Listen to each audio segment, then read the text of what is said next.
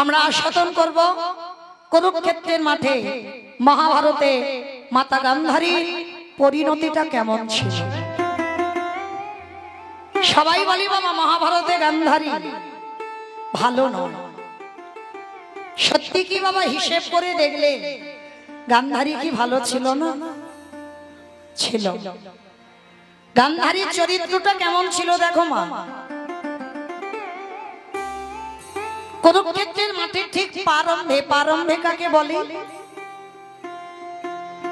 প্রারম্ভ কাকে বলে? মানে যুদ্ধে আগের দিন, মানে যুদ্ধ শুরু হওয়ার আগে ভগবান কৃষ্ণ যুধিষ্ঠির মহারাজকে ডেকে বলেছিল, যুধিষ্ঠির দাদা,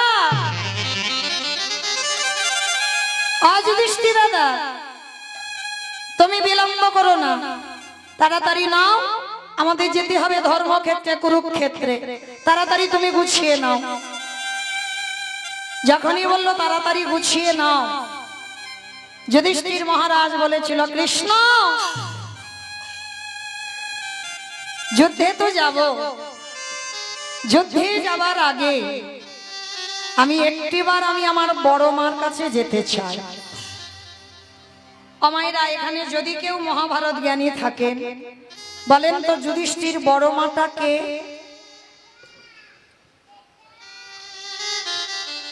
যুধিষ্ঠির বড় মা কে? গান্ধারী, 100 ছেলের মা। তার যুধিষ্ঠির মহারাজ বলছে, কৃষ্ণ আমি একটু আমার বড় মার কাছে যেতে চাই। তা ভগবান আমার মৃদু হেসে বললেন, সে কি, তুমি বড় মার কাছে কেন যেতে চাও? কৃষ্ণ বড় মার কাছে আমি এই জন্য যাব, যুদ্ধে যাবার আগে একবার আমি আমার বড় মাকে প্রণাম করতে চাই। ভগবান কৃষ্ণ চমকে উঠেছে, অসম্ভব, অসম্ভব। যে মেয়েটা সারা জীবন ঠাকুরের কাছে মানত করেছে কবে পঞ্চ পাণ্ডবদের মৃত্যু হবে, আর আজকের কিনা তুমি সেই বড় মাকে যুদ্ধের আগে প্রণাম, এটা কোনোদিন হতে পারে না, অসম্ভব। যুধিষ্ঠির মহারাজ বলছে, কৃষ্ণ এটা অন্য কেউ বললে মানতাম, কিন্তু তোর মুখে মানাই না ভাই। কেন জানিস? আমি জানি আমার বড় মা ভালো নয়, কিন্তু একবারও ভেবে দেখেছি সে তো আমার বড় মা, আমার মায়ের থেকেও আগে। ভালো করে বুঝবেন বাবা যুধিষ্ঠির পথটা কেমন ছিল, যুধিষ্ঠির কেমন ধর্মটাকে আশ্রয় করেছিল। কৃষ্ণ আস্তে আস্তে কথা নয়, কথা বললে কিছু বুঝতে পারবে না, শাস্ত্রলীলা তো কিছু বুঝতে পারবে না। কৃষ্ণ আমার মায়ের থেকে যে বড় মা আগে হয়, আর আমার সেই বড় মাকে প্রণাম না করলে আমি কোনোদিন যুদ্ধে গিয়ে জয় লাভ করতে পারবো না। ভগবান বলছে, বেশ তুমি যখন একান্তই যেতে চাইছো তাহলে যাও, তবে দেখো যুধিষ্ঠির দাদা প্রণাম করেই তুমি তাড়াতাড়ি চলে আসবে। ঠিক আছে কৃষ্ণ, প্রণাম করে আমি চলে আসব। যুদ্ধের আগের দিনের কথা বলছি মা, আর আগের দিনে মা গান্ধারী তখন কোথায় জানো? 100 ছেলের মা। একটা কথা মনে রাখবে বাবা, সন্তানের মঙ্গল আর অমঙ্গল জগতে সবার প্রথমে কে জানে বলো তো? মা। এই মা ডাকটা না খুব ছোট ডাক, দেখবে বাবা সব অক্ষর দুটো করে দিয়েছে ভগবান। এই মা নামটা একটা অক্ষর দিয়েছে। যার মা চলে যায় তার পৃথিবী থেকে সব চলে যায়। চির শান্তির জায়গা তো মায়ের কোল। মায়ের মতো করে তোমাকে বুকে আঁকড়ে কেউ রাখতে পারবে না। গান্ধারী 100 ছেলের মা। যুদ্ধের আগের দিনে রাত্রিবেলা কৃষ্ণের ছবিটা ধরে কাঁদছে। কৃষ্ণ কৃষ্ণ আমার 100টা ছেলে দিলি বাবা। হ্যাঁ রে, 99টা খারাপ করতে পারতিস, পারলি না। আমার একটা ছেলেকে একটু কৃষ্ণ ভক্ত করে দিতে। হরে কৃষ্ণ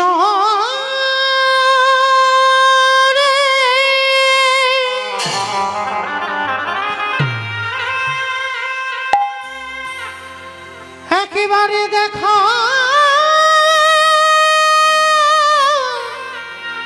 দেখা রে,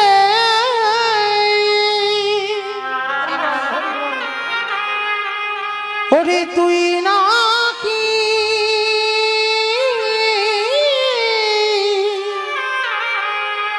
ভগতে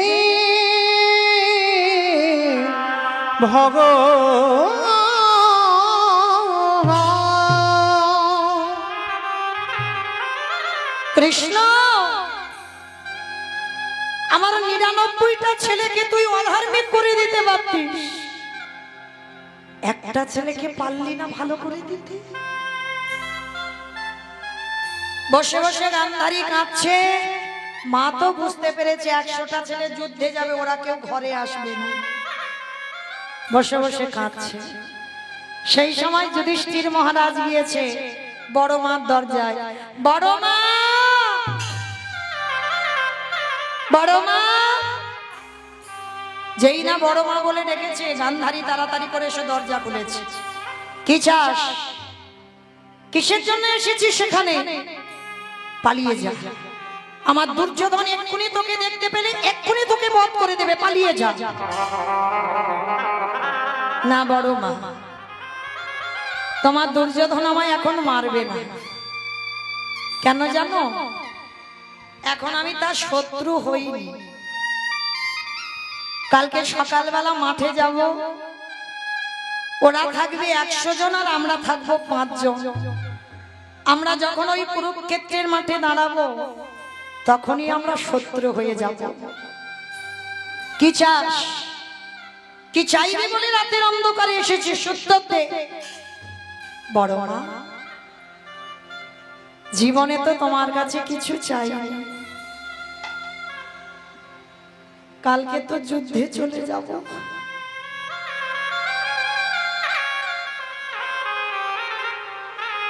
আজ আমি তোমার কাছে একটা জিনিস চাইবো, দেবে বড় মা?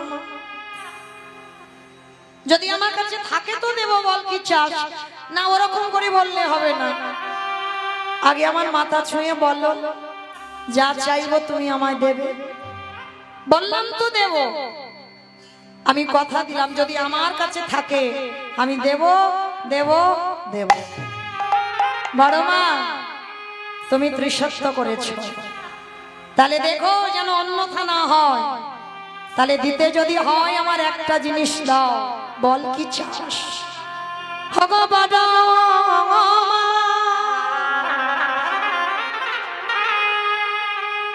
তোমার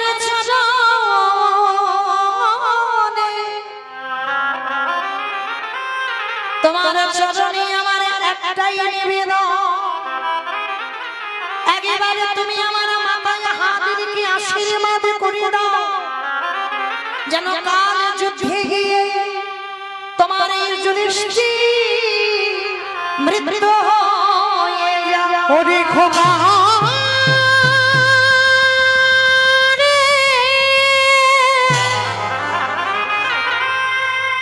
তুই এমন করে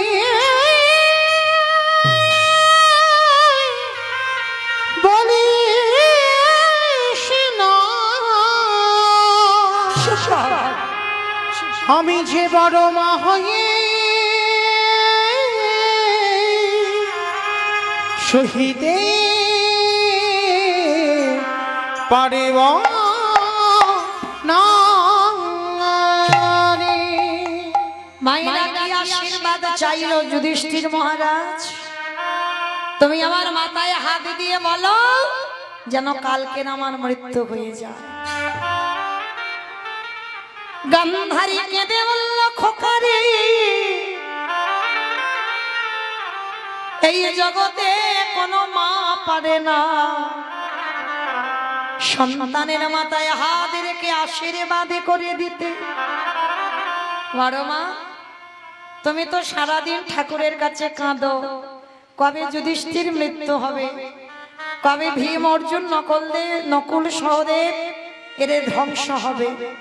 তাহলে আজকে আমি নিজের হাতে চাইছি আমার মৃত্যু, তুমি কেন দিতে পারছো না? গান্ধারী বলছে, হ্যাঁ রে খোকা, তুই মৃত্যুটা চাইছিস কেন? বড় মা, বড় দাদা যদি বেঁচে থাকে, ওই কোলের ছোট ছোট ভাই যদি চলে যায়, এই জগতে যে দাদা হারিয়েছে সেই তো জানে। তুমি বোধহয় জানো না, একজন দাদা হয়ে ভাই হারানো কি যে জ্বালা, কি যে বেদনা। কি বাবা, অনেকের বড় দাদা বেঁচে আছে, কোলের ছোট ছোট ভাইরা চলে যায়। প্রকৃত দাদা যদি কেউ হয়, তাহলে সে বোঝে বাবা ভাই হারানোর কত জ্বালা। তাই গান্ধারী বড় মাকে বলছে, বড় মা, আমি চাই না এই যুদ্ধ করতে, আমি চাই না, কিন্তু কিছুতেই তো দুর্যোধন শুনছে না।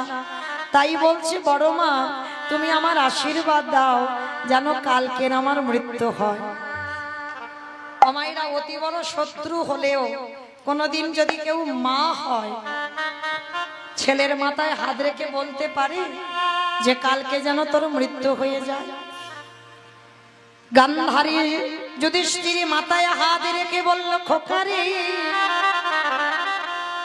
আমি তোর মাথায় হাত দিয়ে করিলাম কি আশীর্বাদ দিল, ওরে যথা ধর্ম তথা জয় রে, ওরে অধর্মের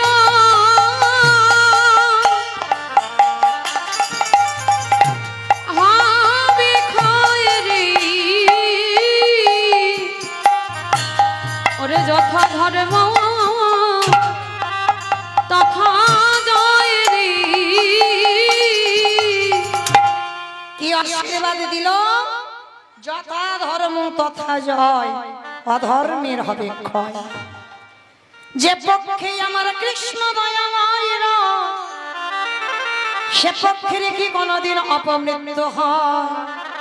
আশীর্বাদ দিলাম তুই জয়ী হয়ে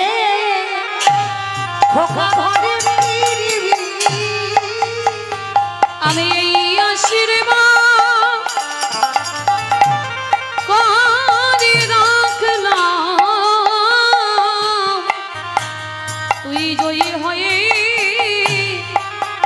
ঘরে ফিরবি। পিছনে দুর্যোধন বলল, মা তুমি করলে কি? ওটা তোমার ছেলে নয়, ও তো তোমার শত্রু।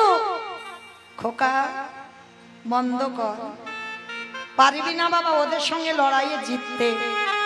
কেন জানিস? যে পক্ষে আমার কৃষ্ণ রায়, সে পক্ষের কি অপমৃত্যু হয়? বন্ধ কর। কিন্তু বাবা যারা অহংকারী ছেলে হয়, যাদের হৃদয়ে অহংকার পরিপূর্ণ, তারা কি কারোর কথা শোনে? সাধারণ মানুষের কথা তো দূরের কথা, নিজের বাবা মার কথাও শোনে না। কারণ এরা এমনই একজন ব্যক্তি, অহংকারী ব্যক্তিরা নিজেরা যেটা মনে করে সেটাই ঠিক বলে মনে করে। তো আজকের 100টা ছেলে যুদ্ধে যাওয়ার সময় কেউ বাবা মাকে প্রণাম করে গেল না। আর এরা 5 ভাই যুদ্ধে যাওয়ার আগে শুধু নিজের মা কুন্তিকে নয়, বড় মা গান্ধারী, বড় বাবা অন্ধ ধৃতরাষ্ট্রকে প্রণাম করে তবেই বাবা গেল যুদ্ধে। আর মহাভারত বলো রামায়ণ বলো বাবা সমাজ শিক্ষা, এইটুকু শুনলাম। কি শিখলাম? শত্রু হলেও যদি বয়সে গুরুজন হয় তার পদধূলা নিয়ে তুমি শুভ কাজে যাও। শত্রু তো কি হয়েছে, তুমি দরজা দিয়ে বেরিয়েছো, শত্রু হয়তো সামনে পড়ে গেছে, প্রণাম করে তবে যাও। কিন্তু এটা আমাদের দ্বারা হয় না বাবা। আমরা কি করি জানো? শত্রু সকালবেলা যদি দেখে ফেলি বলি হায় হায় হায় আমার দিনটা মাটি হয়ে গেল, কারণ শত্রুর মুখ দেখতে হলো। কিন্তু না, মহাভারত শিক্ষা দিল যাদের সঙ্গে কৃষ্ণ বর্তমান, তাহলে কি দরকার ছিল? গান্ধারীর পদধূলা নেবার। এটাই কে সমাজকে শেখালো যে শত্রুর পদধূলা যদি কেউ নিতে পারে সকল কাজে সে জয় জয়কার হবে হবে হবে। তাই হরি বল হরি বল। এইবার কুরুক্ষেত্রের মাঠে বাবা যুদ্ধ শুরু হলো। অন্ধ ধৃতরাষ্ট্র সঞ্জয়ের মুখ দিয়ে শ্রবণ করছে, চোখে দেখতে পায় না। একটা একটা করে সন্তান নিধন হচ্ছে। সঞ্জয় বলছে আর অন্ধ ধৃতরাষ্ট্র শুনছে 100 ছেলের বাবা। আর গান্ধারী শোনার পর রাতের অন্ধকারে হাতে একটা মশাল নিয়ে গেছে। যুদ্ধ তখন সমাপ্ত। হাতে মশাল নিয়ে ছুটতে ছুটতে ডাক দিল, দুর্যোধন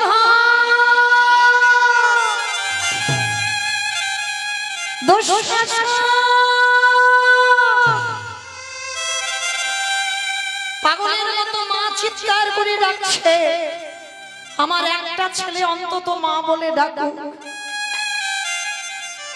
কিন্তু কুরুক্ষেত্রের মাঠে যখন মা গান্ধারী রাতের অন্ধকারে মশাল জেলে খুঁজে বেড়াচ্ছে আমার একটা ছেলে যেন মা বলে, চারিদিকে খুঁজছে, কারোর কাটা মাথার উপরে পা পড়ে যায়, কারোর কাটা হাতের উপরে পা পড়ে যায়, কারোর বক্ষের উপরে পা পড়ে যায়। গান্ধারী মায়ের সর্বাঙ্গটা রক্তে রক্তাক্ত হয়ে গেল, তবু খুঁজে বেড়াচ্ছে আমার একটা ছেলে মা বলে ডাকো। খুঁজতে খুঁজতে যখন ভোর হয়ে আসছে একটাও ছেলে আর মা বলে ডাকছে না। গান্ধারী বলে উঠল, বেশ, আমার যখন একটাও ছেলে আর মা বলে ডাকবে না, আর আমি এ দেহ রাখবো না। এই দেহ আমি জলে প্রাণ ত্যাগ করব।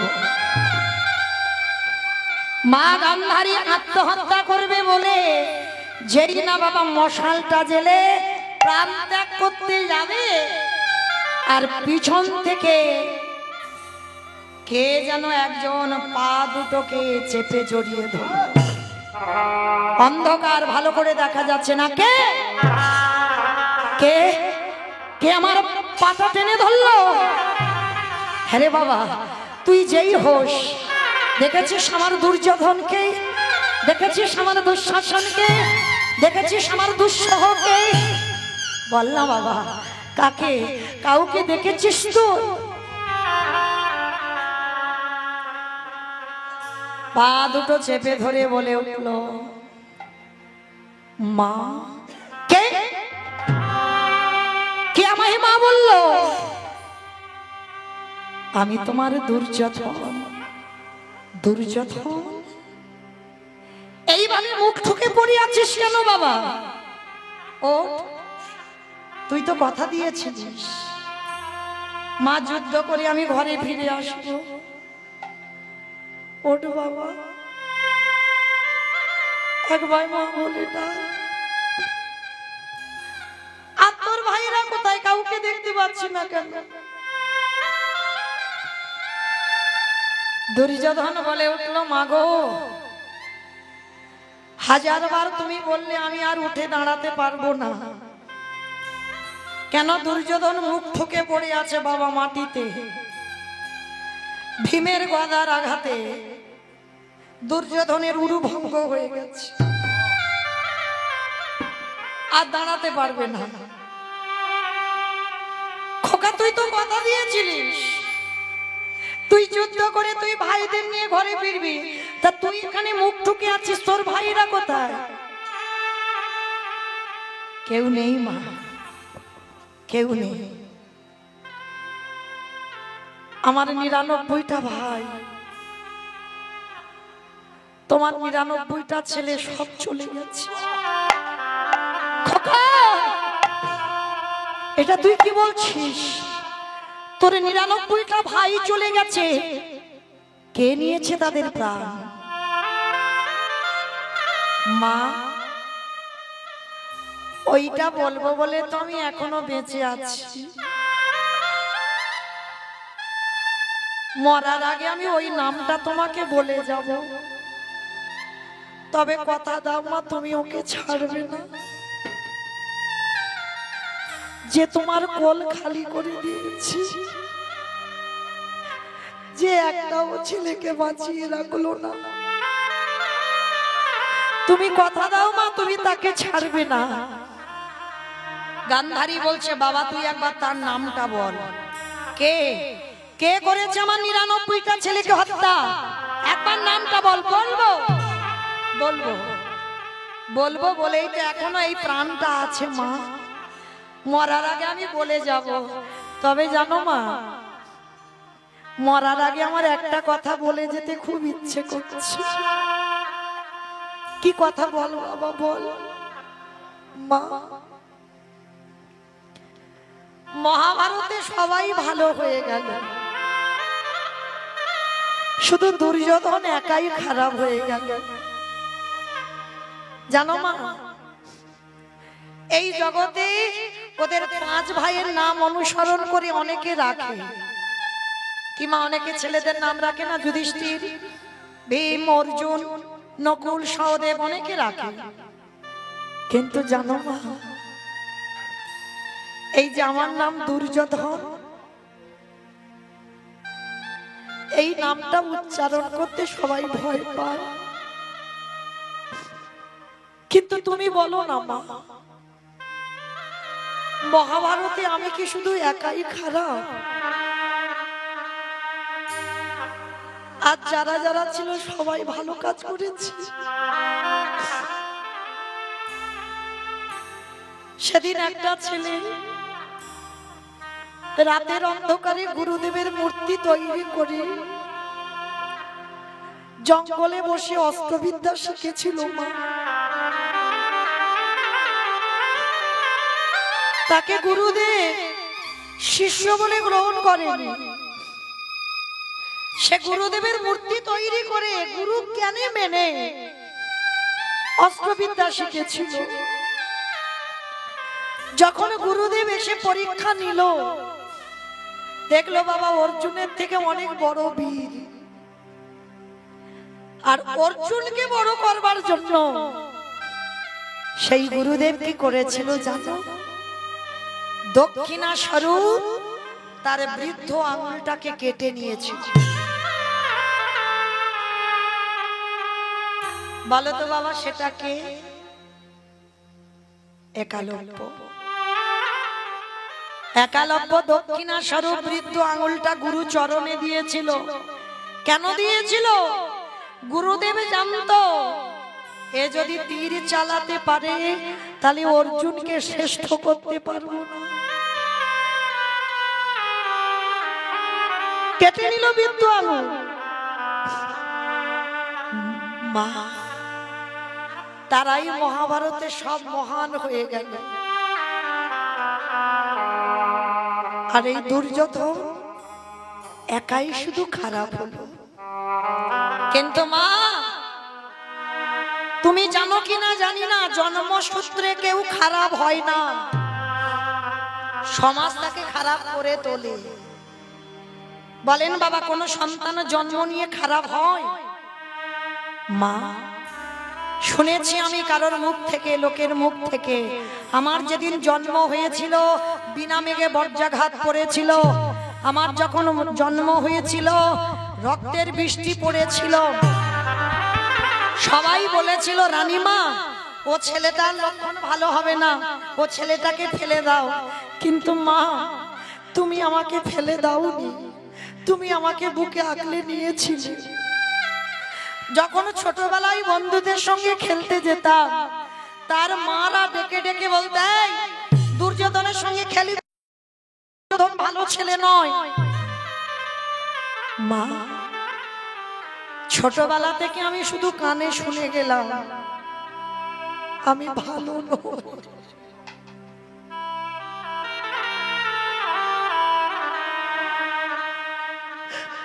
মা গো,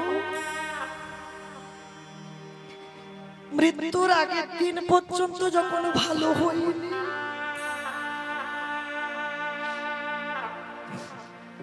আর মৃত্যুর আগে পর্যন্ত আমি ভালো হতে চাই না। কিন্তু মা, যে তোমার এই 100টা ছেলের প্রাণ নিল, তাকে তুমি ছেড়ে দেবে না মা। বল বাবা, সে কে? একবার তুই মরার আগে তার নামটা বলে যা। বলবো বলবো বলেই তো আমি এখনো বেঁচে আছি। ভালো করে ভাবেন বাবা, এই জায়গাটায় গান্ধারী কি জানে না সেটাকে? ভালো করে জানে, তবু কিন্তু বারবার ছেলেকে বলছে, খোকা তুই তার নামটা বল, নামটা বল, নামটা বল। কেন? গান্ধারী চাইছে আমার ছেলে যেন মরার আগে ওই নামটা উচ্চারণ করে। কৃষ্ণ নাম উচ্চারণ করলে দেহ যদি রাখে কেউ, তাকে চলে যেতে হবে বৈকুণ্ঠে। বারবার গান্ধারী বলছে, খোকা সে কে? তুই নামটা বল। বলবো মা, বলবো। তাকে তুমি চেনো, তাকে তুমি জানো, তাকে তুমি দেখেছো, তাকে তুমি ভালোবাসো। খোকা তুই নামটা একবার বল। মা শোনো, তোমায় বলি, আমরা দুপক্ষ খেলতে এসেছিলাম। ওরা ছিল 5 জন আর আমরা ছিলাম 100 জন। দুপক্ষকে খেলাবার জন্য একটা রেফারির প্রয়োজন হয়, যাতে দুপক্ষ ভালো করে খেলে। জানো মা, আমাদের সঙ্গে একটা রেফারি ছিল, তাকে তুমি চেনো। বাবা সে কে? যে মানুষটা তোদের দুপক্ষকে খেলিয়েছে, একবার নামটা তুই বল। শোনো মা, সেই ছেলেটা এক পক্ষ হয়ে আর এক পক্ষকে হারিয়ে দিয়েছে। দুর্যোধনের নামটা বল। এইবার মৃত্যু এসে গেছে দুর্যোধনের। বড় অসহ্য যন্ত্রণা, ধুলায় মুখ ঠুকে পড়ে বলে উঠল, শোনো মা, তাকে তুমি জানো, তাকে তুমি দেখেছো, তাকে তুমি চেনো। খোকা তুই নামটা বল। কি হয়েছে তোর? তুই এমন করছিস কেন? নামটা বল। শোনো মা, সে অন্য কেউ নয়, যার নাম হলো কৃষ্ণ। কৃষ্ণ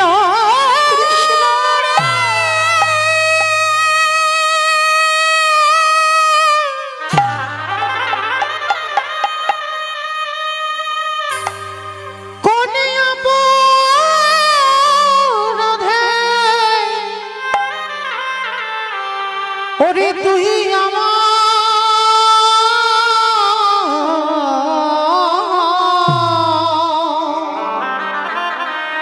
ওরে তুই আমার পুত্র হারা করে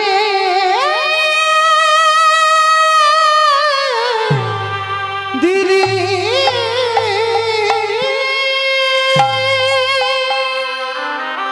ওই নামটা উচ্চারণ করে মৃত্যু হলো দুর্যোধনের। কৃষ্ণ মা হয়ে চিতা সাজাতে পারে, মা হয়ে কি চিতাতে আগুনটা দিতে পারে? চিৎকার করে গান্ধারী কাঁদছে আর বলছে, কেউ কি নেই? আমার 99টা ছেলেকে কেড়ে নিলি, আমার দুর্যোধনের মুখে আগুন দেবে কে? কেউ কি নেই এখানে?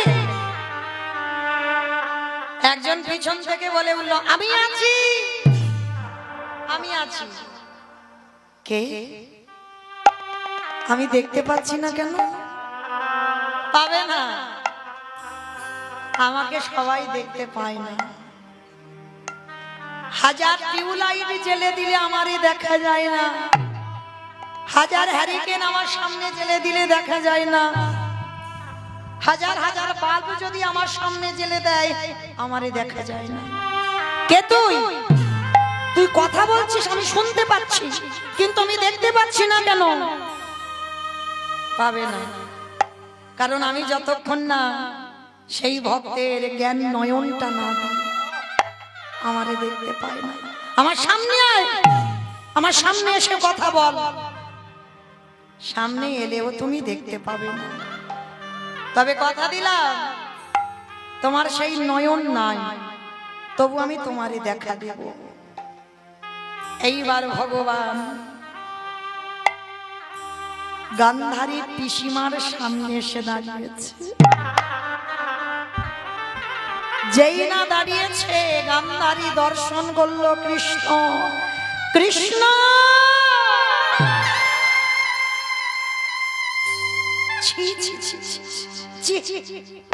পাল্লি বাবা, আমার 100টা ছেলেকে কেড়ে নিতে, আর আমি পুত্র হারিয়ে কাঁদছি, তুই আমার দিকে হাসছিস। পিসি, তুমি তো হাসির কাজ করছো, কেন কাঁদছো পিসি? কৃষ্ণ আমার 100টা ছেলে মরে গেছে, আমি কাঁদবো না? পিসি, 100টা ছেলে তো তোমার নয়, যে ধন তোমার নয় তাদের জন্য কাঁদছো কেন? কৃষ্ণ, আমি ওদের মা। পিসি, জন্ম দিলে মা হয় না,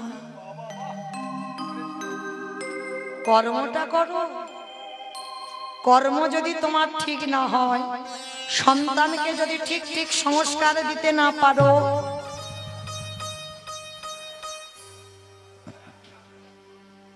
ঠিক ঠিক যদি সংস্কার দিতে না পারো, তাহলে কোনোদিন তুমি মা হতে পারবে না।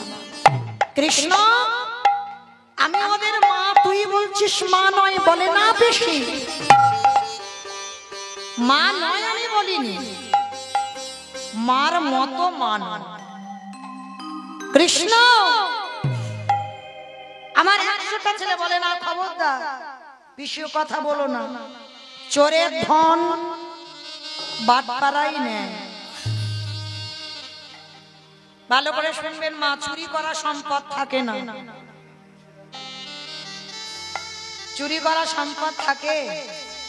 তুমি যদি কারোরে না কাঁদাও, তোমারে কাঁদতে হবে কেন? একে এমনি এমনি কাছে কাঁদিয়ে রেখেছিল কোন জন্মে?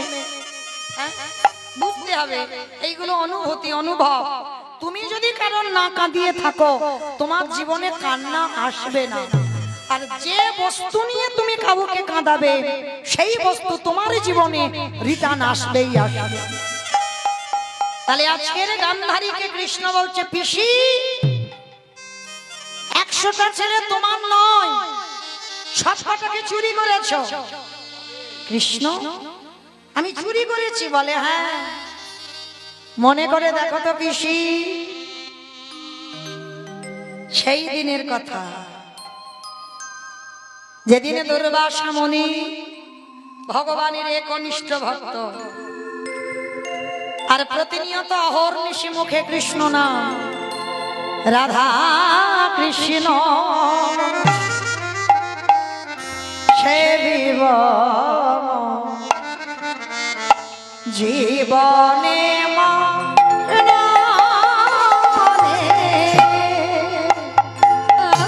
কৃষ্ণ সেবিব জীবনে মরণে, যে স্থানে লীলা করে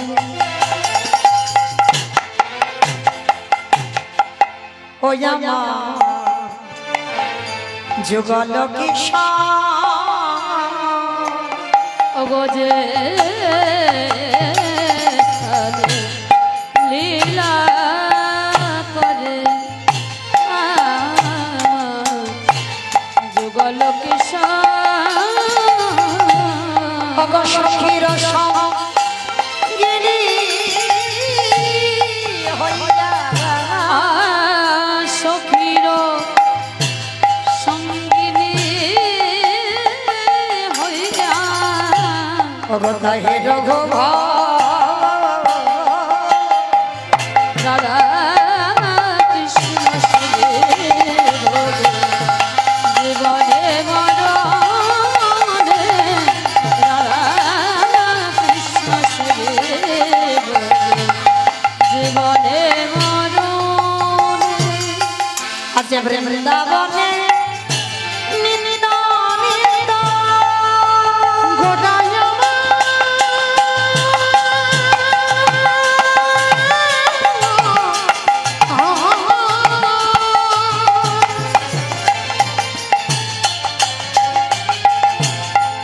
গোডা গোডা গোডা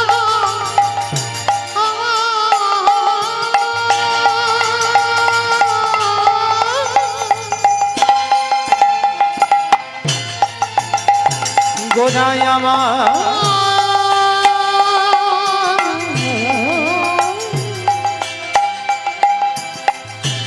গোডা গোডায় বৃন্দাবনে নিত্য নিত্য ওই জীবন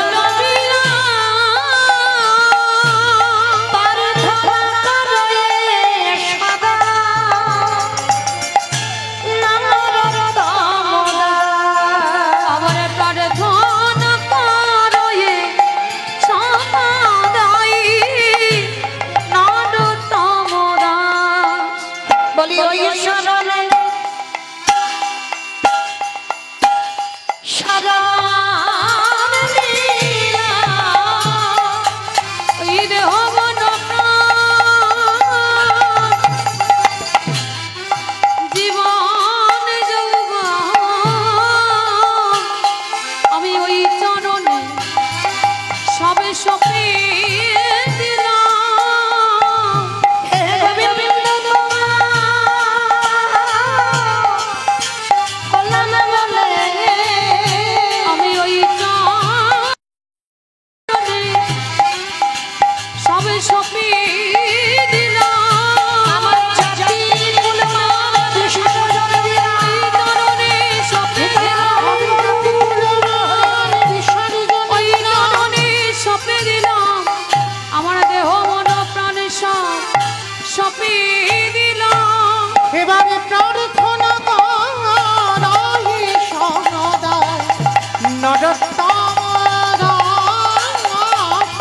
প্রার্থনা করি সদাই নরোত্তম দাস। আসতে এইবার যেই না বাবা সেই যে কৃষ্ণ আজকের বলছে পিসি 100টা ছেলে তোমার নয় সব কটাকে চুরি করেছ কবে চুরি করেছিল গান্ধারী স্মরণ করো মা যারা এখানে শাস্ত্রজ্ঞানী তারা জানবেন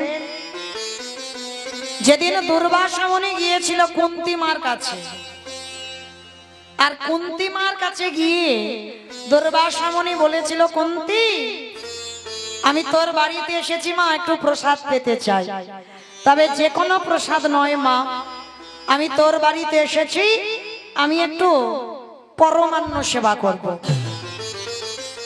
আমাইরা পরমান্ন মানে কি গো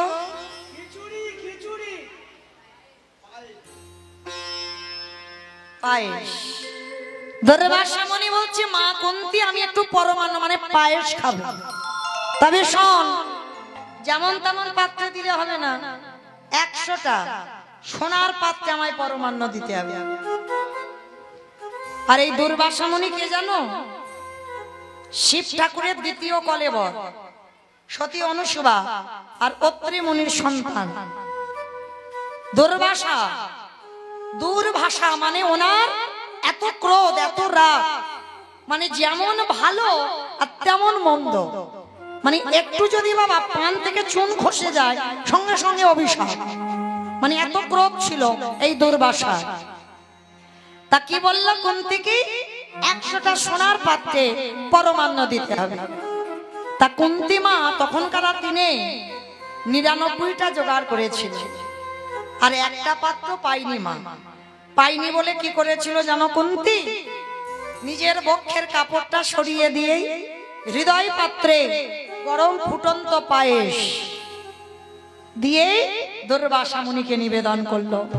দুর্বাসা মুনি দেখা মাত্র চমকে উঠে, একই মা, আমি তোকে হৃদয় পাত্রে বলিনি, আমি সোনার পাত্রে বলেছি, তাই এতগুলো দিয়েছিস। বাবা, একটা তো পাইনি, 99টা পেয়েছি, একটা পাইনি, ওই জন্য হৃদয় পাত্রে দিলাম, আপনি গ্রহণ করেন। দুর্বাসা মায়েরা মাথায় হাত দিয়ে বলছে, হ্যাঁ রে মা, এত ভক্তি, এমন ভাবে সাধু সেবা আমি কোনোদিন দেখিনি। একটা পাশনি বলে ওই গরম ফুটন্ত পায়েস তুই বুকে ঢেলে দিলি, আশীর্বাদ দেব, যা স্নান করে আয়। এই যে 100টা পাত্রে আমায় সেবা দিলি, আমি তোকে বর দেব, তুই শতপুত্রের জননী হবি। কাকে বর দেবে? কুন্তি মাকে। তা যেই না এই কথা শুনেছে মা, কান্না আনন্দ হয়। ও মাইরা, একটা ছেলের জন্য তো 7 ঠাকুরের কাছে মানত করো, ঠাকুর একটা ছেলে দাও, ছেলে দাও। পরপর যদি কন্যা সন্তান হয় হবে না, ওই একটা ছেলে লাগবে। কেন বলো তো মা? কিসের জন্য ছেলে? বংশে বাতি দেবে নাকি বউ রান্না ভাত খাবে? ও বুড়ে বালি হয়ে গেল, ও তোমারে রেঁধে খাওয়াতে হবে, বউ রেঁধে খাওয়াবে না। তাহলে মায়েরা, তাহলে কিসের জন্য? তুমি মরে গেলে তোমার ছেলে মুখে আগুন দেবে, ওর জন্য ছেলে। চলতি কথা বলে না, বংশে বাতি দেবে, ওই জন্য ছেলে। কিন্তু মায়েরা, বংশে যে ছেলে বাতি দেবে, বাতি দেওয়ার মতো ছেলেটা তো তৈরি করতে হবে। কি গো, এমনি এমনি বাতি দেবে? তুমি যদি মরে যাও, তোমার ছেলে কোনোদিন সন্ধে দিতে জানলো না, কোনোদিন গোবিন্দ সেবা করতে জানলো না, জানে না কি করে গোবিন্দ পূজা করতে হয়, তাহলে সে কি করে বংশ বাতিটা দেবে? সে তুমি মরে গেছো, বাবা মরে গেছে, কেউ বংশে নেই, সে দেখবে সন্ধ্যাবেলায় চলে গেছে বাড়ি থেকে, ওই বন্ধুদের সঙ্গে আড্ডা দিতে চলে গেছে। সে ছেলে তো কৃষ্ণ সেবা করবে না, বংশে বাতি দেবে না। তাহলে মনে রাখতে হবে, সন্তান জন্ম দিলে হবে না, সুসন্তান জন্ম দিতে গেলে ভগবানের কাছে আঁচল পেতে ভিক্ষাটা চাইতে হবে, যে ঠাকুর আমার একটা বংশে বাতি দেওয়ার মতো সন্তান দাও। এমনি এমনি নয়। তা আজকে যে মা 100টা ছেলে পাবে, তার কত আনন্দ। ছুটে গেছে স্নানে, সমস্ত কথাবার্তা শুনে নিয়েছিল গান্ধারী। গান্ধারী শুনে নিয়ে মনে মনে ভাবছে, এই তো সুযোগ, কুন্তি স্নানে চলে গেছে, আর আমি এই সুযোগে কুন্তির মতো শাড়ি পরবো। আর কুন্তির মতো শাড়ি পরে দুর্বাসা মুনি তো ধ্যানা যোগে বসে আছে, আমি মাথায় ঘোমটাটা টেনে দিয়ে দুর্বাসার চরণে বসবো, আর বসলে আমার মাথায় হাত দিয়ে আশীর্বাদ করবে, আমি শতপুত্রের জননী হব। কায়দা করে গান্ধারী বটটা চুরি করবার জন্য কুন্তির মতো শাড়ি পরে দুর্বাসা মুনির কাছে গেল। দুর্বাসা ধ্যানস্থ অবস্থায় মাথায় হাত দিয়ে নয়ন মুদ্রিত করে বলল, শতপুত্র জননী হবি হবি হবি। আধা ঘন্টা পর কুন্তি স্নান করে এসে বলছে, বাবা আপনি বর দেবেন বলেছিলেন, দেন। সে কি মা, তুই তো নিলি একবার। না বাবা, কোথাও ভুল হচ্ছে আপনার, আমি বর নেব কেন? আমি তো স্নান করে সবে এলাম। অপদার্থ, আমার ভালোভাবে মনে আছে আমি তোকে বর দিয়েছি। না বাবা, আপনার কোথাও ভুল হচ্ছে, আপনি আমাকে বর দেননি। তবে শোন পাপিষ্ঠানানি, আমি যদি ধ্যানাযোগে বুঝতে পারি তুই দ্বিতীয়বার আবার বর নিচ্ছিস, আমি এই মুহূর্তে তোর অভিশাপ দেব। কুন্তি মা বলে বললেন, আপনি দেখতেই পারেন আপনি আমাকে বর দেননি। ধ্যানাযোগে বসলো, আর ধ্যানাযোগে বসে দেখলো কুন্তি নয়, গান্ধারী কুন্তির মতো সেজে চালাকি করে দুর্বাসার কাছ থেকে 100 সন্তানের বর চেয়ে নিল। দুর্বাসা মুনি রাগান্বিত হয়ে বললেন, ওরে পাপিষ্ঠা নারী, ওরে দুরাচারী নারী, তোর এত বড় স্পর্ধা, তুই দুর্বাসার সঙ্গে ছলনা করিস? আমি তোরে ছেড়ে দেব না। কুন্তির মাথায় হাত দিয়ে বলল, কুন্তি, তুই হবে 3টে সন্তানের জননী, যুধিষ্ঠির, ভীম, অর্জুন। মাতৃর হবে 2টো সন্তান, নকুল, সহদেব। আর মাতৃর মৃত্যুর পর তুই হবি পঞ্চপুত্রের জননী। আর অভিশাপ দিলাম ওই গান্ধারীকে, যেমন দুর্বাসার সঙ্গে ছলনা করলো, আমিও অভিশাপ দিলাম তোর 5টা ছেলের হাতে ওর 100টা ছেলের নিধন হবে হবে হবে। অপিসি আমি বলিনি, কৃষ্ণ বলল কুরুক্ষেত্রে। পিসি তাহলে মনে পড়লো তোমার 100টা ছেলে যেমন চুরি করেছিলে কায়দা করে, চোরের ধন বাটপাড়ায় নিয়ে চলে গেল।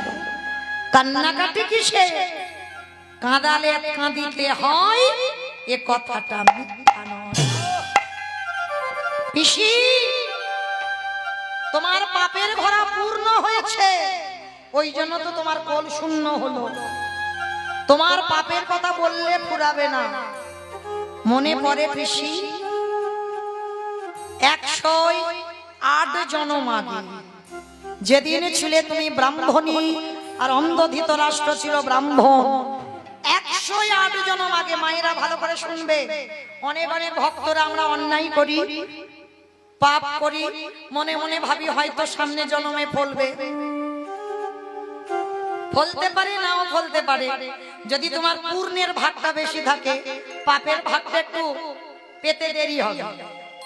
তার জন্য প্রমাণ দিয়ে গেল মহাভারতে গান্ধারী 108 জন্ম আগে। মানে এই যে আমি মৌমিতা, আবার মরে একটা কি হবো তার ঠিক নেই, এই রকম আপ ডাউন হতে হতে 108 জন্ম আগে গান্ধারী ছিল ব্রাহ্মণী, আর অন্ধ ধৃতরাষ্ট্র ছিল ব্রাহ্মণ। স্বামী স্ত্রীর বিয়ে হলো, বিয়ের পরের দিন হলো কি? বিয়ের পর দিন শিবরাত্রি। বিয়ে করেনি তো জানবে কি করে? কাল রাত্রি। তারপরের দিন শিবরাত্রি, বউ ভাত, ফুলসজ্জার রাত। ব্রাহ্মণ ব্রাহ্মণী শয়নে গেছে, 108 জন্ম আগেকার কথা বলছি, গান্ধারী আর ধৃতরাষ্ট্রের শয়নে গেছে। আর যখনই পালঙ্কে ঘুমাচ্ছে, হঠাৎ দেখে না বাবা একটা দেওয়ালে মাকড়সা বেয়ে বেয়ে যাচ্ছে, বড় মাকড়সা। আর মাকড়সাটার পেটে একটা ডিমের থলি ঝুলছে সাদা রঙের। দেখবেন মা, বড় বড় মাকড়সা যখন বেয়ে যায়, পেটে একটা থলি থাকে না, বেয়ে বেয়ে যাচ্ছে। ব্রাহ্মণী শয়নে যাবে, ব্রাহ্মণকে ডেকে বলছে, ব্রাহ্মণ তুমি তাকিয়ে দেখো, এই ঘরে কেউ নেই, তুমি আর আমি, কিন্তু ওই মাকড়সা আমাদের দর্শন করবে, তাই তুমি কৃপা করে মাকড়সাটাকে পেড়ে দাও। ফুলসজ্জার রাত্রে ব্রাহ্মণী বাইনা ধরলো, ব্রাহ্মণ পেড়ে দিল মাকড়সাকে। যখন পেড়ে দিল, ওই মাকড়সার পেটে থেকে ডিমের থলিটা টেনে ছিঁড়েছিল, আর টেনে ছিঁড়ে নিয়ে ওই থলিটা মাটিতে আছাড় দিল। আর যখনই আছাড় দিল, ওই ডিম থেকে বাবা ছোট ছোট মাকড়সার ডিম যখন বের হয়েছে, অনেকগুলো দেখতে ভালো লাগছে। আর ওই ব্রাহ্মণী বাম পায়ের বৃদ্ধ আঙুল দিয়ে ওই ডিমগুলোকে টিপে টিপে মারছে। যখনই টিপে টিপে মারছে, মাকড়সা উপরে বসে বসে কাঁদছে, ব্রাহ্মণী আমি কোনো অপরাধ করিনি, তোমাদের মতো আমার খাট পালঙ্ক কিছু দেয়নি ভগবান, আমার থাকার জায়গা দিয়েছিল ওখানে, তবে বিনা অপরাধে তুমি আমার সন্তানদের প্রাণ নিলে, ওদের পৃথিবীর আলো বাতাস পেতে দিলে না। তবে আমি যদি ভগবানকে ডেকে থাকি, আমি ক্ষুদ্র প্রাণ আমার হতে পারে। ব্রাহ্মণী অভিশাপ দিলাম, আজ আমি যেমন পুত্রদের মৃত্যু দর্শন করলাম, আমার চোখের সামনে আমার ছেলেরা মরে যাচ্ছে, আমি অভিশাপ দিলাম আমার মতো করে তোমাকেও একদিন শত শত পুত্র হারাতে হবে হবে হবে। কি গো মায়েরা বুঝতে পারছো? একটা মাকড়সার ডিম মেরে এই দশা, তাহলে আপনাদের আমাদের ছেড়ে দেবে বলে মনে করেছো? কি গো মা ছেড়ে দেবে?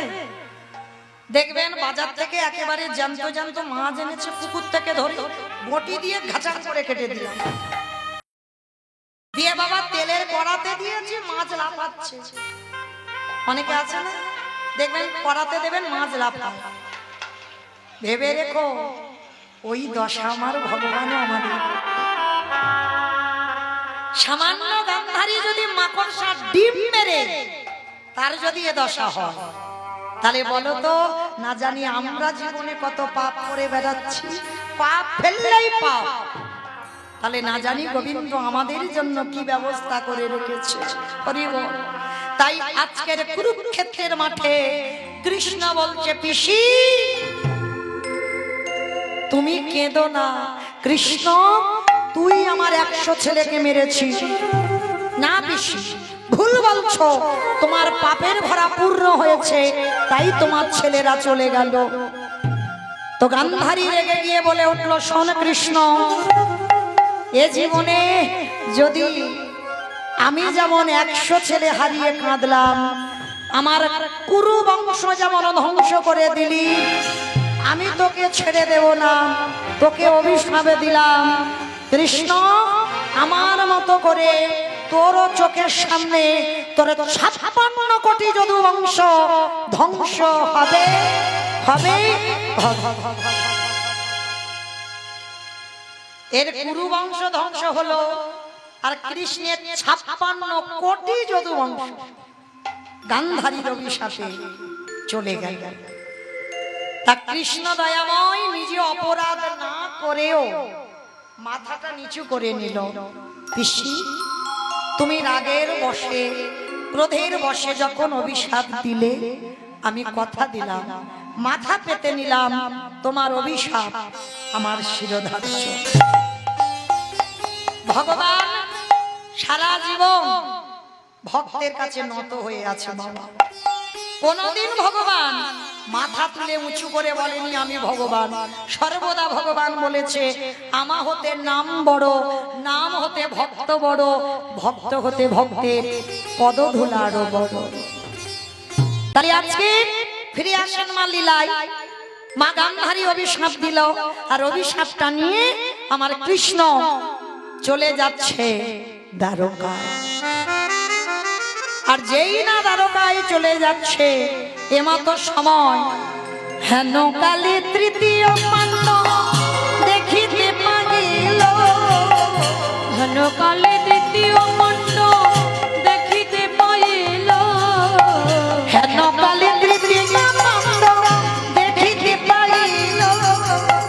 হেন কালে তৃতীয় পাণ্ড দেখিতে পাইল। প্রাণের শাখা বলে ডাকিতে লাগিল। প্রাণের শাখা বলে ডাকিতে লাগিল। প্রাণের শাখা বলে ডাকিতে লাগিল। প্রাণের শাখা বলে ডাকিতে লাগিল। শাখা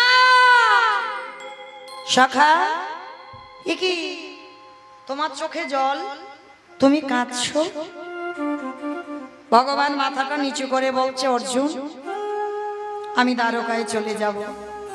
ভালো কথা, তা কাঁদছো কেন? বলে জানো, এক্ষুনি তোমার বড় মামাই অভিশাপ দিল যে তার যেমন কুরু বংশ ধ্বংস হয়েছে, আমারও নাকি 56 কোটি যদু বংশ ধ্বংস হবে।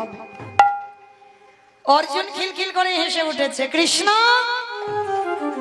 তোমার আর আমার কি মিল দেখো। বলে কেন? বলে দেখো, তোমাকে আমার বড় মা অভিশাপ দিয়েছে, আর এক্ষুনি আমাকে একজন অভিশাপ দিল। বলে কে? বলে কেন? ভীষ্ম জননী গঙ্গা। ভীষ্ম জননী গঙ্গা অভিশাপ দিয়েছে। কি অভিশাপ? বলে আমাকে অভিশাপ দিল না আমার ছেলের হাতে আমার মৃত্যু হবে। বাবা পতিত পাবনী গঙ্গা অভিশাপ দিয়েছিল অর্জুনকে, যে অর্জুন যেমন আমার ছেলে ভীষ্মকে সরসজ্জায় দিলি, আমি তোকে অভিশাপ দিলাম, তোরই নিজ পুত্রের হাতে তোর মস্তক ছেদন হবে। অর্জুন খিলখিল করে হেসে উঠেছে। সখা, কেমন হাসির অভিশাপ আমায় দিল বলো? আমার ছেলে কি বেঁচে আছে যে আমার ছেলের হাতে মরবো? ভগবান মুচকি মুচকি হাসছে। এ তো জানে না এর একটা ছেলে এখনো বেঁচে আছে। কি গো মায়েরা, শুধু যে 5টা ছেলেকে, 5টা ছেলের প্রাণ নিয়েছিল অশ্বত্থামা না, শুধু 5টা ছেলে নয়, অর্জুনের আরো একটা ছেলে আছে, যে ছেলের পরিচয় বাবা জানে না আর ছেলে বাবাকে চেনে না। কারণ না, কিরকম ব্যাপার দেখো, ছেলে বাবাকে চেনে না, বাবা ছেলেকে চেনে না। এটা কিরকম একটা ব্যাপার? এটা হয় কোনোদিন? বাবা ছেলে জন্ম দিয়েছে, বাবা চেনে না, আর ছেলে বাবাকে চেনে না। কিন্তু বাবা কেউ না চিনুক, একজন তো ঠিক চিনবে, আমার ভগবান। তা যেই না গঙ্গা অভিশাপটা দিয়েছে, ভগবান মৃদু মৃদু হাসছে আর বলছে, তুমি তো জানো না, কারণ তোমার একটা ছেলে এখনো বেঁচে আছে, কিন্তু সে যে কোথায় আছে, সে কে তুমি সেটা জানো না। তবে আমি ভগবান প্রতিজ্ঞা করলাম, অর্জুন তোমার বড় অহংকার। বাবা, অহংকার তো একটু হওয়ার কথা, কি মা অহংকার হবে না? যার রথে সারথি আমার ভগবান কৃষ্ণ, তার তো একটু অহংকার হওয়ার কথা। কারণ মা, যারা গীতার ছবি দেখেছেন লক্ষ্য করবেন, এই গীতার পাতার ছবিটা ভগবান ঘোড়ার লাগাম ধরে আছে, আর পিছনে যে ছেলেটা রথের উপরে বসেছিল তার মাথায় ছাতা আছে, কিন্তু আমার ভগবানের মাথায় ছাতা নেই। এই বলে যাচ্ছি, বাড়িতে গিয়ে গীতার পাতাটা দেখবে, ভগবানের মাথায় ছাতা নেই, ভক্তের মাথায় ছাতা আছে। কেন রেখেছে? কারণ যে ভক্তটা রথের উপরে পিছনে বসেছিল ও তো যেমন তেমন ভক্ত নয় বাবা, যার জন্য ওর মাথায় ছাতা রেখেছে। ও ভক্তটা কে জানো? শুনে নাও মা, বিষ্ণু থেকে ব্রহ্মা, ব্রহ্মার পুত্র অগ্নি, অগ্নিবের পুত্র সোম, সোমের পুত্র বুধ, বুধের পুত্র পুরুরবা, পুরুরবার পুত্র আয়ুষ, আয়ুষের পুত্র নহুষ, নহুষের পুত্র যজাতি, যজাতির পুত্র যদু, যদুর পুত্র কুরু, কুরুর পুত্র জন্মেঞ্জয়, জন্মেঞ্জয়ের পুত্র গতিস্থান, গতিস্থানের পুত্র মনুষ্য, মনুষ্যের পুত্র চারুপল, চারুপলের পুত্র রুদ্রাসন, রুদ্রাসনের পুত্র হৃদেশ, হৃদেশের পুত্র রক্তিনাথ, রক্তিনাথের পুত্র ব্যাভি, ব্যাভির পুত্র দুষ্মন্ত, দুষ্মন্তর পুত্র ভরত, ভরত ইক্ষুর পুত্র সংবরণ, সংবরণের পুত্র সুধন, সুধনের পুত্র সহদ্র, সহদ্রের পুত্র যবন, যবনের পুত্র কৃতি, কৃতির পুত্র উপরিজবসু, উপরিজবসুর পুত্র জরাসন্ধ, জরাসন্ধের পুত্র সহদেব, সহদেবের পুত্র সমাচি, সমাচির পুত্র কুসুম, কুসুর পুত্র জম্ভ, জম্ভর পুত্র সুরত, সুরতের পুত্র বিহরত, বিহরতের পুত্র আজুকানো, আজুকানোর পুত্র অগ্রধর, অগ্রধরের পুত্র দেবঋষি, দেবঋষির পুত্র ঋক, ঋকের পুত্র বিদিক, বিদিকের পুত্র পতিত, পতিতের পুত্র শান্তনু, শান্তনুর পুত্র বিচিত্র বীর্য, বিচিত্র বীর্যের পুত্র পাণ্ডব, পাণ্ডব পুত্র পিছনে যে রথে বসেছিল যার নাম তৃতীয় পাণ্ডব অর্জুন।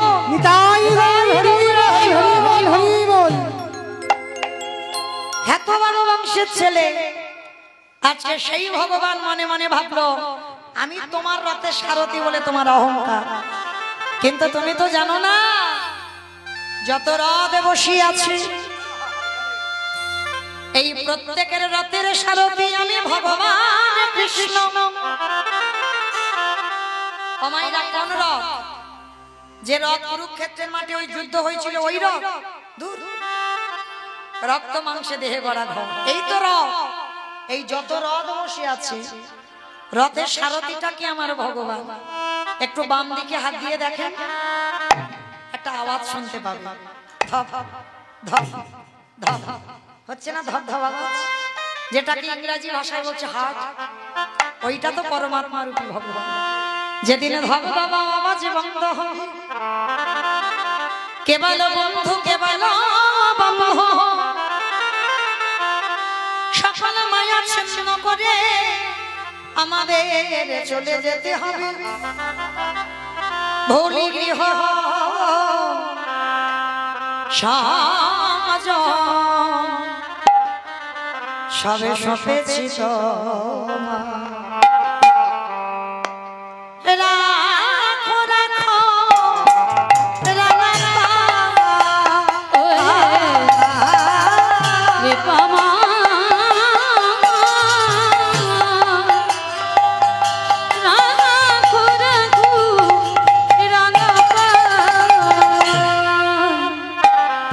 ভুলি গৃহ সাজা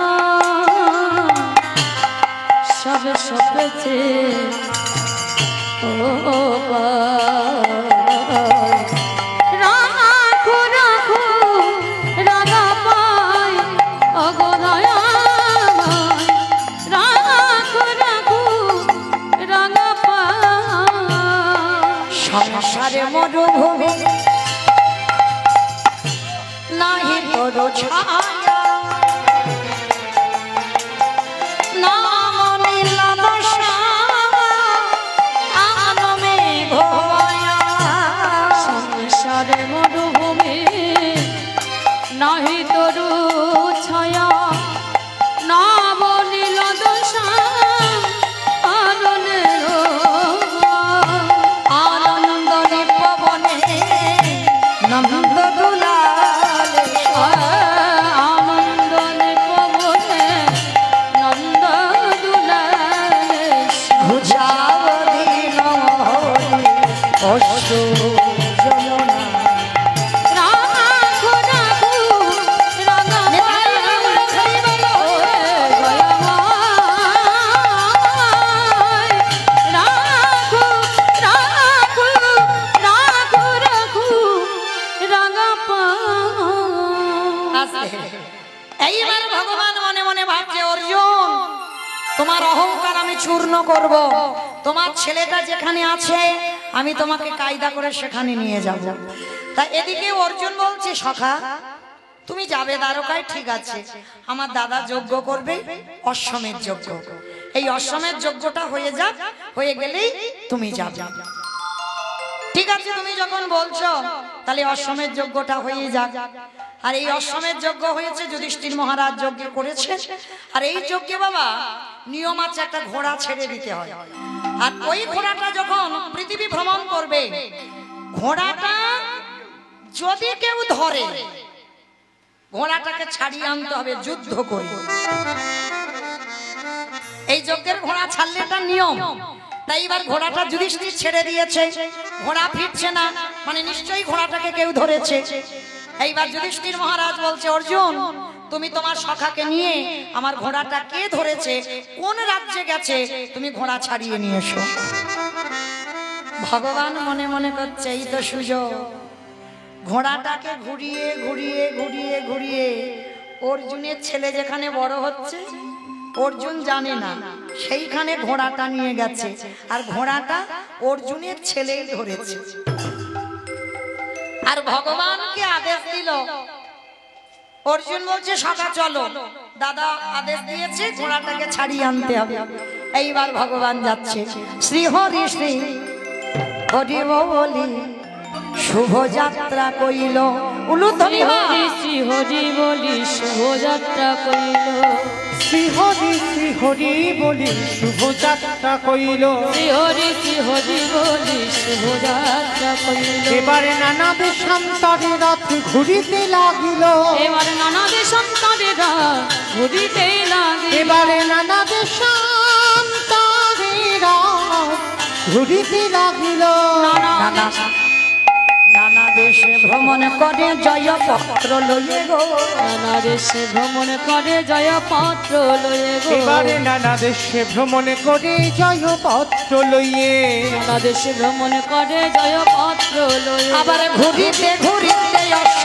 আইল মণিপুরে ঘুরিতে ঘুরিতে অশ্ব আইল মণিপুরে বলি ঘুরিতে ঘুরিতে অশ্ব আইল মণিপুরে ঘুরিতে ঘুরিতে অশ্ব আইল মণিপুরে বলি মণিপুরে দাঁড়ালো মণিপুরে দাঁড়ালো মণিপুরে দাঁড়ালো মণিপুরে দাঁড়ালো ঘুরিতে ঘুরিতে অশ্ব ঘুরে দাঁড়ালো ঘুরিতে ঘুরিতে অশ্ব ঘুরে দাঁড়ালো। ঘোড়াটা এলো কোথায়? মণিপুর রাজ্যে। আর মণিপুর রাজ্যের রাজা ঘোড়াটাকে ধরেছে, যার বয়স এখন দাঁড়িয়েছে 20 বছর। 20 বছর ছেলে, 20 বছরের ছেলে বাবা মণিপুর রাজ্যের রাজা হয়েছে, সেই ধরেছে ঘোড়াটাকে। আর যেই না ঘোড়াটাকে ধরেছে, আর কৃষ্ণ আর অর্জুন দুইজনে যাচ্ছে ঘোড়াটাকে ছাড়াতে। আমাইরা এইবার কাহিনীটা শোনো। ছেলে বাবাকে চেনে না, বাবা ছেলেকে চেনে না, অথচ ছেলের বয়স হয়ে গেল 20 বছর। এটা কি করে হলো? চলো এবার একটু জেনে নিই। যেদিন লক্ষ্য ভেদ করে বাবা দ্রৌপদীকে বিয়ে করেছিল তৃতীয় পাণ্ডব অর্জুন, লক্ষ্য ভেদ করে বিয়ে করলো। বিয়ে করে যখন ঘরে বউ নিয়ে এলো, মা কুন্তি অসুস্থ, মা পিছন ঘুরে আছে। অর্জুন এসে বলছে, ও মা, তোমার জন্য কি এনেছি দেখো। মা বলল, বাবা পিছন ঘুরে। মা বলল, বাবা যাই আনিস না কেন, তোরা 5 ভাইয়ে ভাগ করে নে। অর্জুন তো বউ নিয়ে এসেছে, হরি বল। হাতটা ধরে আছে দ্রৌপদী। ও মা, তুমি আমার দিকে তাকিয়ে বলবে তো, দেখো না তোমার জন্য আমি কি এনেছি।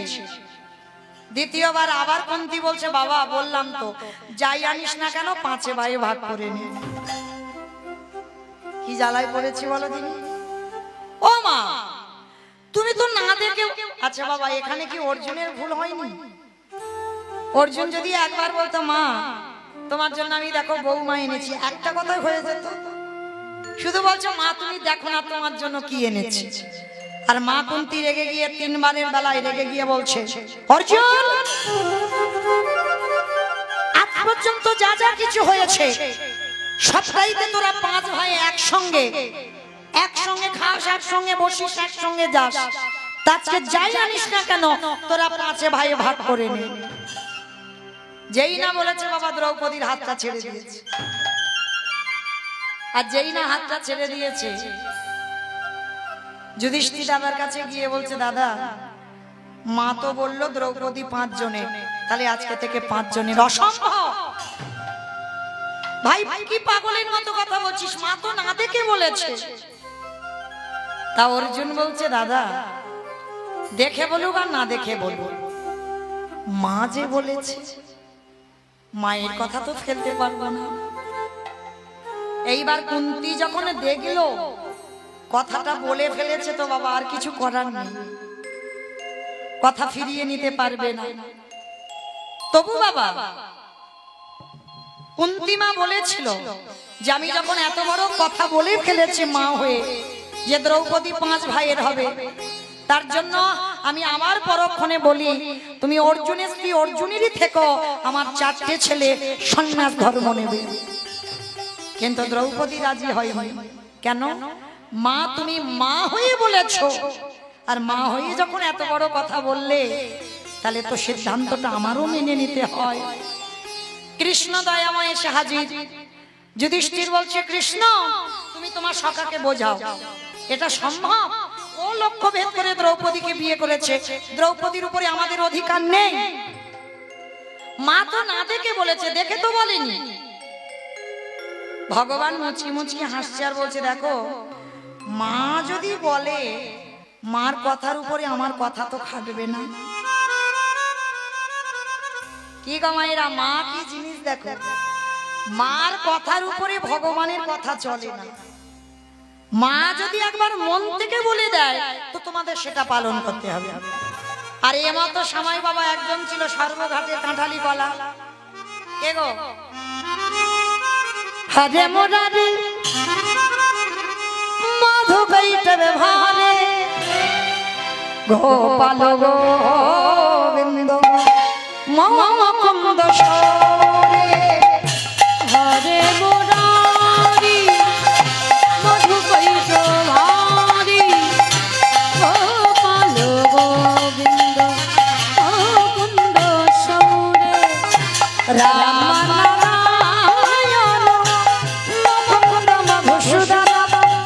কেশব কংসর হরে বৈকুণ্ঠ হরে মুরারি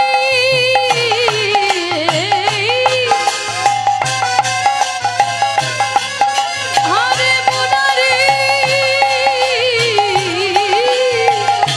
মুরারি মুরারি হরে হরে মুরারি মধুকৈটব হরে গোপাল গোবিন্দ মুকুন্দ সৌরে। নারায়ণ না। দাঁড়াও দাঁড়াও দাঁড়াও। দ্রৌপদী একা 5 ভাই, কিন্তু ঠাকুর তুমি তো বললে দ্রৌপদীকে 5 জন বিয়ে করবে। তা এইটা তো সিদ্ধান্ত দিলে না কতদিন করে কে কার কাছে থাকবে।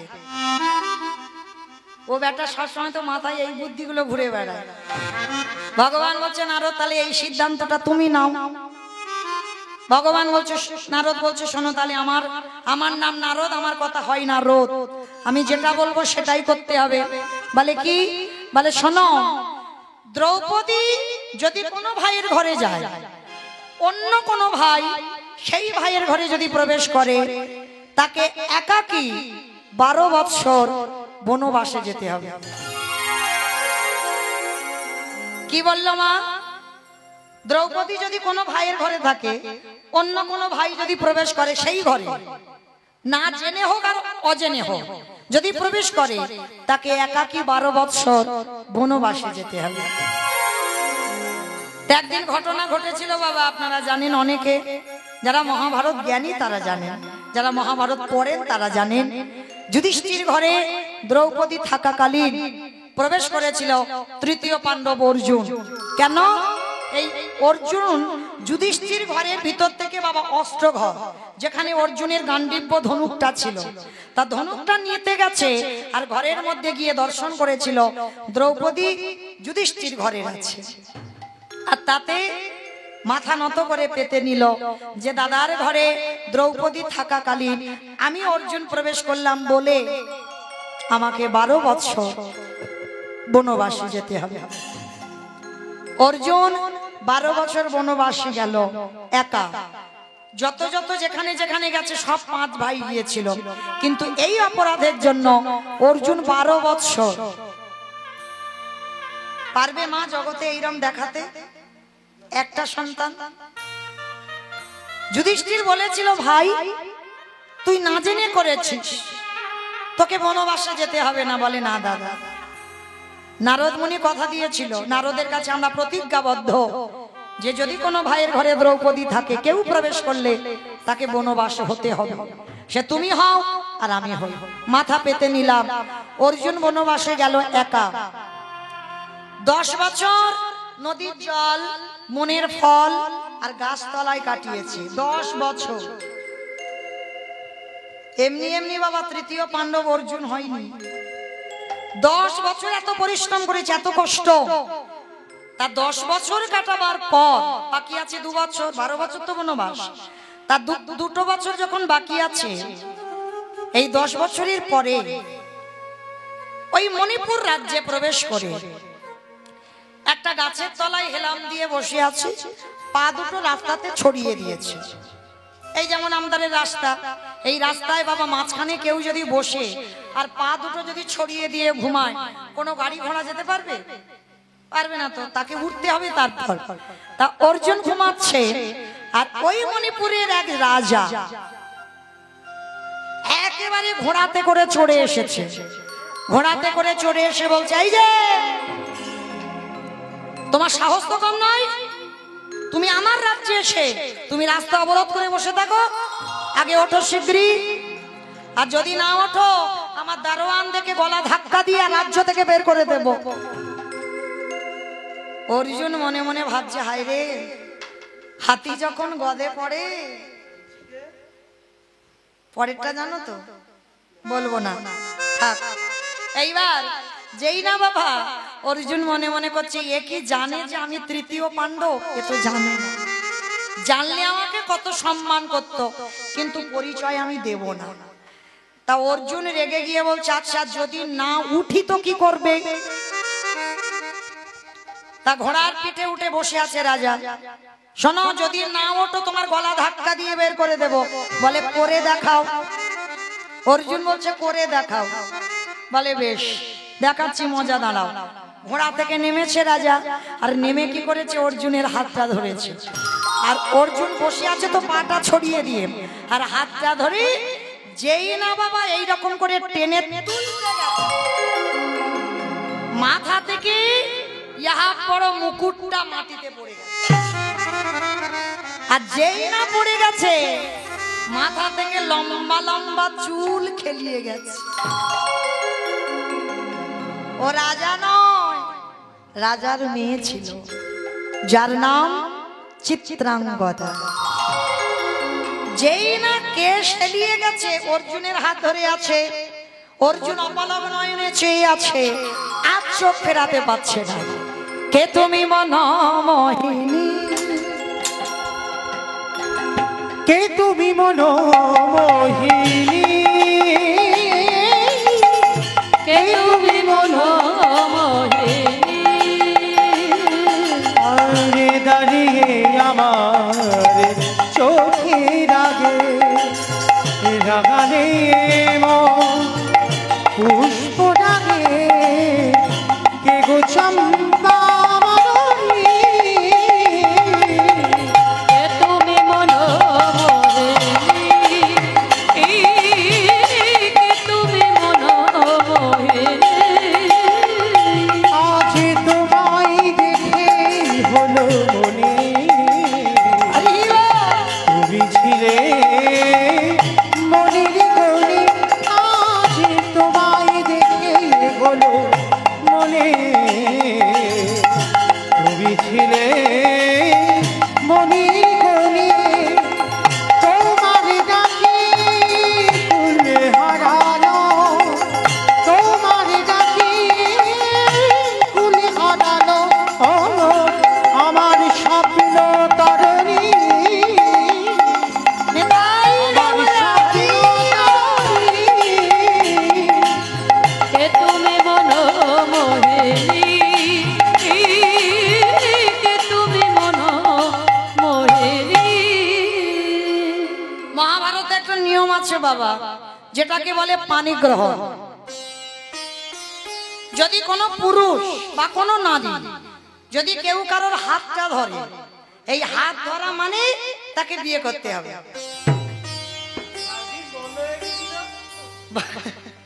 ভাগ্যিস এখন আর নেই, হলে যে কি সব সর্বনাশটা হতো। মহাভারত এটা নিয়ম। এর আগে যদি তুমি 10-5টা বিয়ে করে রাখো অসুবিধা নাই, কিন্তু হাত ধরা মানে পানি গ্রহণ হয়ে গেল। এইবার চিত্রাঙ্গদা তো হাত ধরেছে, টেনে তুলবে বলে সে তুলতে পারছে না।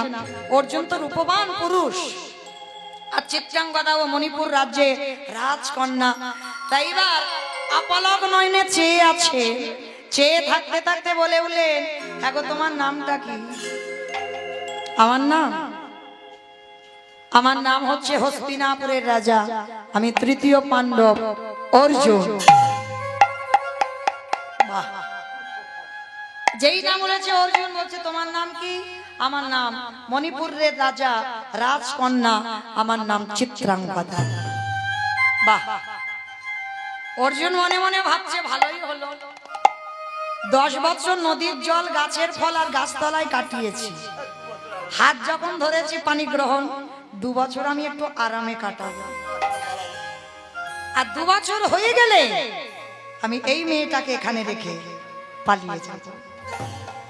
বাবা, এখনকার সমাজে যেমন বদলোকের অভাব নাই, তখনও ছিল। মনের এই ভাব যে 2 বছর আমি আরামে কাটাবো। চিত্রাঙ্গদা কিন্তু সতী সাধ্বী রমণী। মনে মনে ভাবলো, বড় তো হলাম, বাবা তো বিয়ে দেবে, তাহলে এই ছেলের হাতটা ধরেছি মানে আমার পানি গ্রহণ হলো। তাহলে তৃতীয় পাণ্ডব অর্জুন হস্তিনাপুরে যুধিষ্ঠির ভাই, তাহলে ভালোই হলো। বিয়ে যদি করতে হয় এরে বিয়ে করব। বাবার কাছে গিয়ে সংবাদটা দিল। যখনই দিল, ধুমধাম করে, সেও তো রাজার মেয়ে, এ শুধু রাজার ছেলে বলে নয়, মণিপুর রাজ্যের রাজার মেয়ে, ধুমধাম করে বিয়ের আয়োজন করলো। বরেলো বরেলো বলে পড়ে গেল সারা গো উলুধ্বনি মা বনেলো বনেলো বলি পড়ে গেল সারা বনেলো বনেলো বলে পড়ে গেল সারা গো বনেলো বনেলো বলি পড়ে গেল সারা এবারে পাড়া প্রতিবেশী গান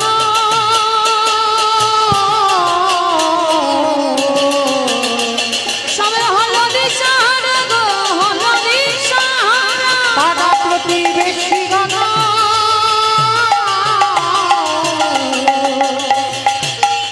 সবে হলো দিশাহারা গো হলো দিশাহারা ঢাকে বাজে ঢোলক বাজে ঢাকে বাজে ঢোলক বাজে মাদলের দোল ঢাকে বাজে ঢোলকে বাজে মাদলের বল ঢাকে বাজে ঢোলকে বাজে মাদলের দোল গো ঢাকে বাজে ঢোলকে বাজে মাদলের বল উলুধ্বনি শঙ্খধ্বনি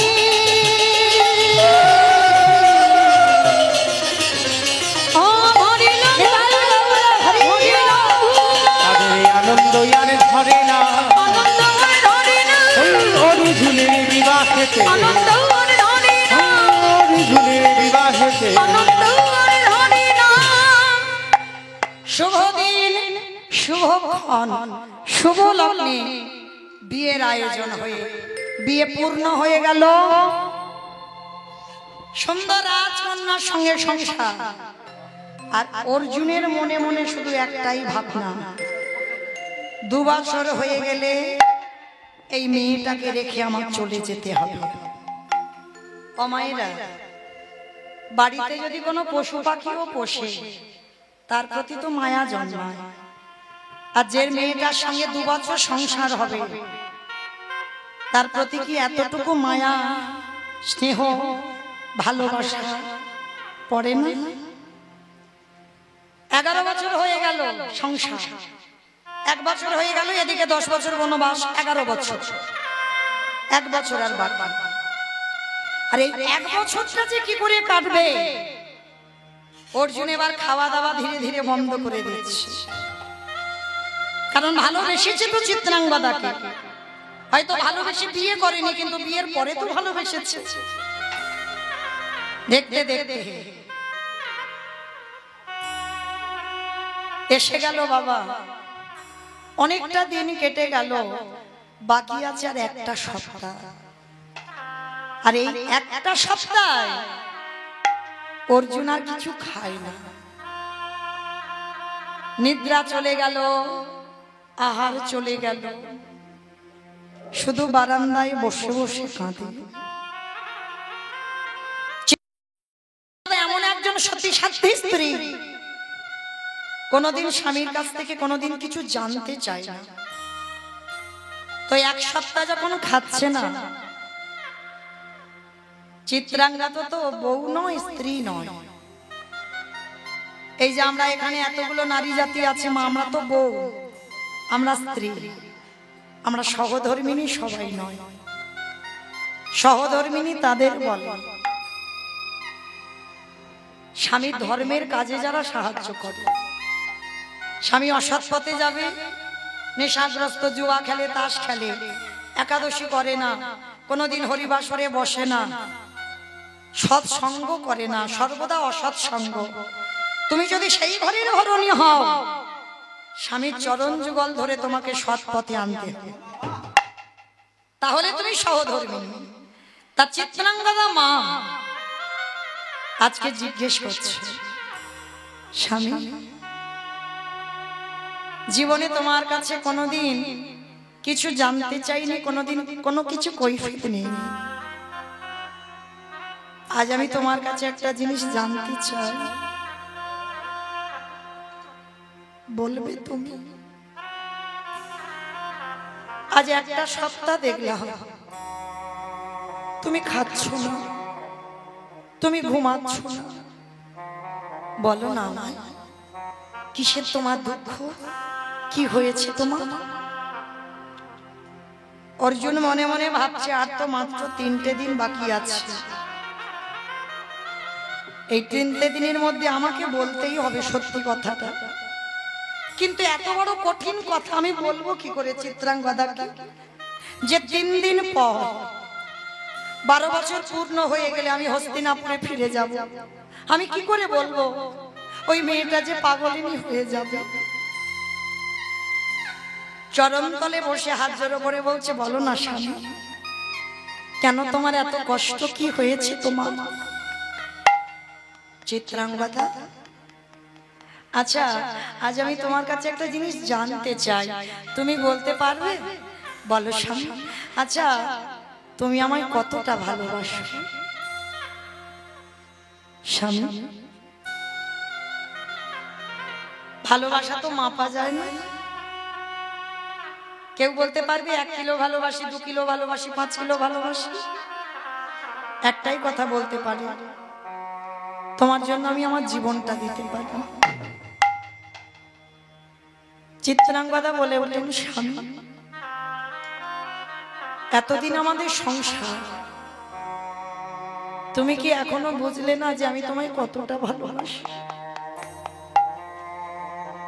কিন্তু আমি তো বুঝতে পারছি না স্বামী, তুমি কাঁদছো কেন?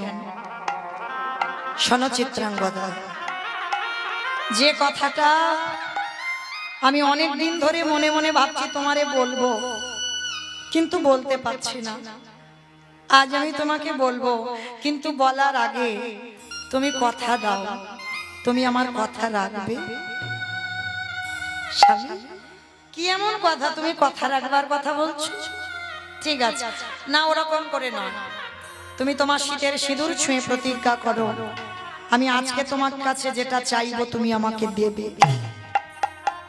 স্বামী, এ সম্পদ তো তোমার, তাহলে শীতের সিঁদুর স্পর্শ করবো কেন? বলে হ্যাঁ, তুমি যদি কথা রাখতে পারো ভালো, আর যদি না রাখতে পারো আমার মৃত্যু হয়ে যাবে। না না, বলো তুমি কি কথা বলতে চাও? ত্রিসত্য অঙ্গীকারে আবদ্ধ হলো চিত্রাঙ্গদা মা। অর্জুন বলে বলেন, শোনো চিত্রাঙ্গদা, আমি এক অপরাধের জন্য 12 বৎসর বনবাস হয়েছিলাম। 10 বছর নদীর জল, গাছের তলায় গাছের ফল খেয়ে কাটিয়েছি। 2 বছর বাকি ছিল, তোমার সঙ্গে দেখা হলো। এই মণিপুরে এসে তোমাকে বিয়ে করলাম, আর কাল সকাল হলে সেই 2 বছর পূর্ণ হয়ে যাবে। আর 2 বছর পূর্ণ হলে আমাকে হস্তিনাপুরে ফিরতে হবে। চিত্রাঙ্গদা হেসে বলে বলেন, স্বামী এ তো ভালো কথা, কোন মেয়ে চায় যে তার বাপের বাড়িতে থাকবে?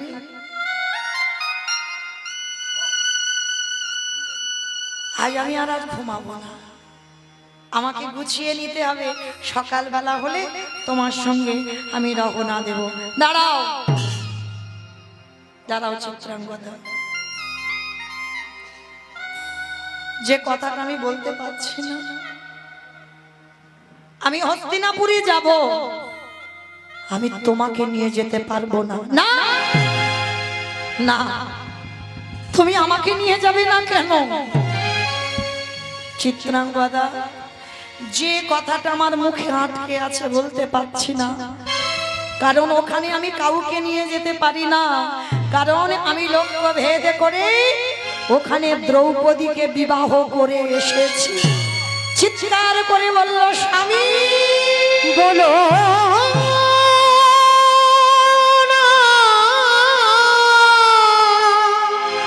চুপ করো, চুপ করো তো, এত বড় কথা তুমি কেন আমাকে বললে না? তবুও চিত্রাঙ্গদা বললেন, বেশ স্বামী, আমি সব মেনে নিলাম, কারণ তুমি আমাকে বলনি সেটা তোমার অপরাধ, আর আমি তো তোমার কাছে তোমার জীবনে কিছু জানতে চাইনি, সেটাও আমার অপরাধ। তাহলে ভুল যখন দুজনেই করলাম, আমি কথা দিলাম তুমি আমাকে নিয়ে চলো, আমি দ্রৌপদীর চরণের দাসী হয়ে থাকবো। আমি জীবনে আমি বুঝতে দেব না যে আমি মণিপুর রাজ্যের রাজার কন্যা। আমি কোনোদিন বুঝতে দেব না। কিন্তু সারা দিনে তো তোমারে দর্শন করতে পারবো। আমি ওই দ্রৌপদীর চরণ সেবা করব। তুমি আমাকে নিয়ে চলো না চিত্রাঙ্গদা। আমি তোমাকে নিয়ে যেতে পারি না। কেন পারো না? কারণ আমি নিয়ে যেতে পারি না তার একটাই কারণ, তুমি হলে ছোট জাতের মেয়ে। চিৎকার করে বলে উঠল স্বামী।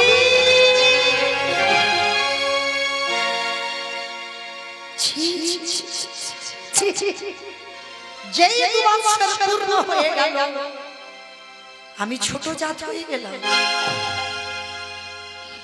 কি করে পারলে তুমি এ কথা বলতে? বেশ, এতদিন পরে যখন তোমার মনে আমার প্রতি ঘৃণা জন্মালো, চলে যাও। আর কোনোদিন আমি তোমাকে ধরে রাখবো না। যাও, চলে যাও। আর কোনোদিন আমার কাছে আর এসো না।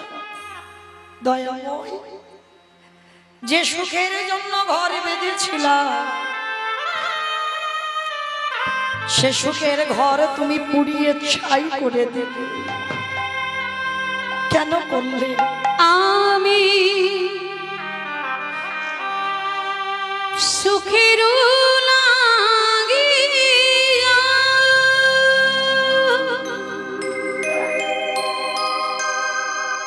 এই ঘর বাঁধিনু।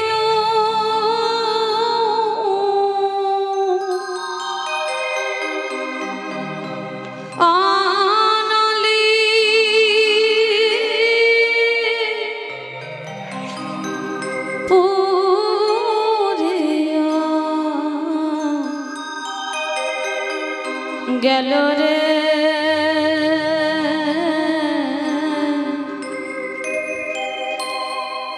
অনলি পুরিয়া, চলে যাও।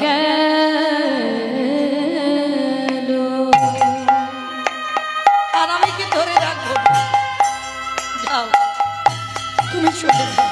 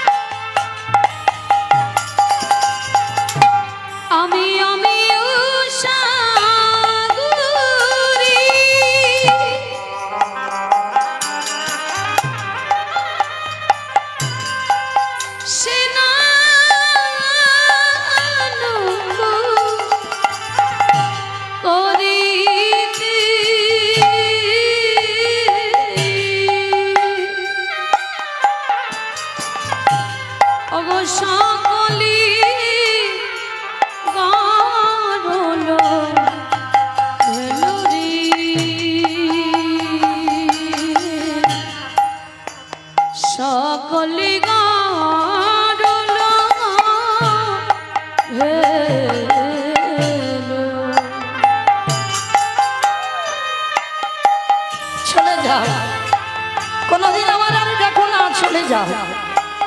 আর আমি কোনোদিনও তোমারে ডাকবো না।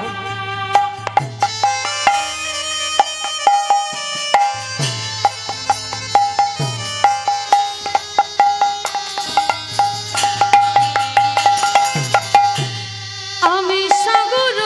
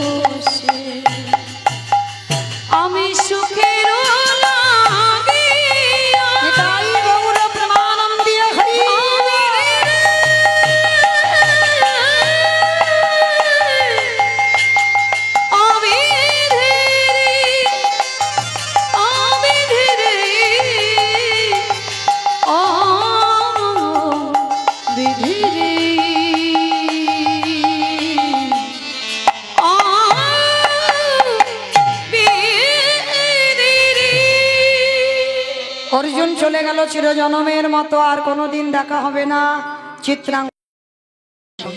চিত্রাঙ্গদা মনে মনে ভাবলো এ জীবনে রেখে কি লাভ, সকাল না হওয়ার আগে প্রাণ ত্যাগ করবে বলে গঙ্গার জলে ঝাঁপ দিতে যাচ্ছে। আর সবে মাত্র ঝাঁপ দিতে যাবে, পিছন থেকে কে যেন দৈববাণী করলো, দাঁড়া,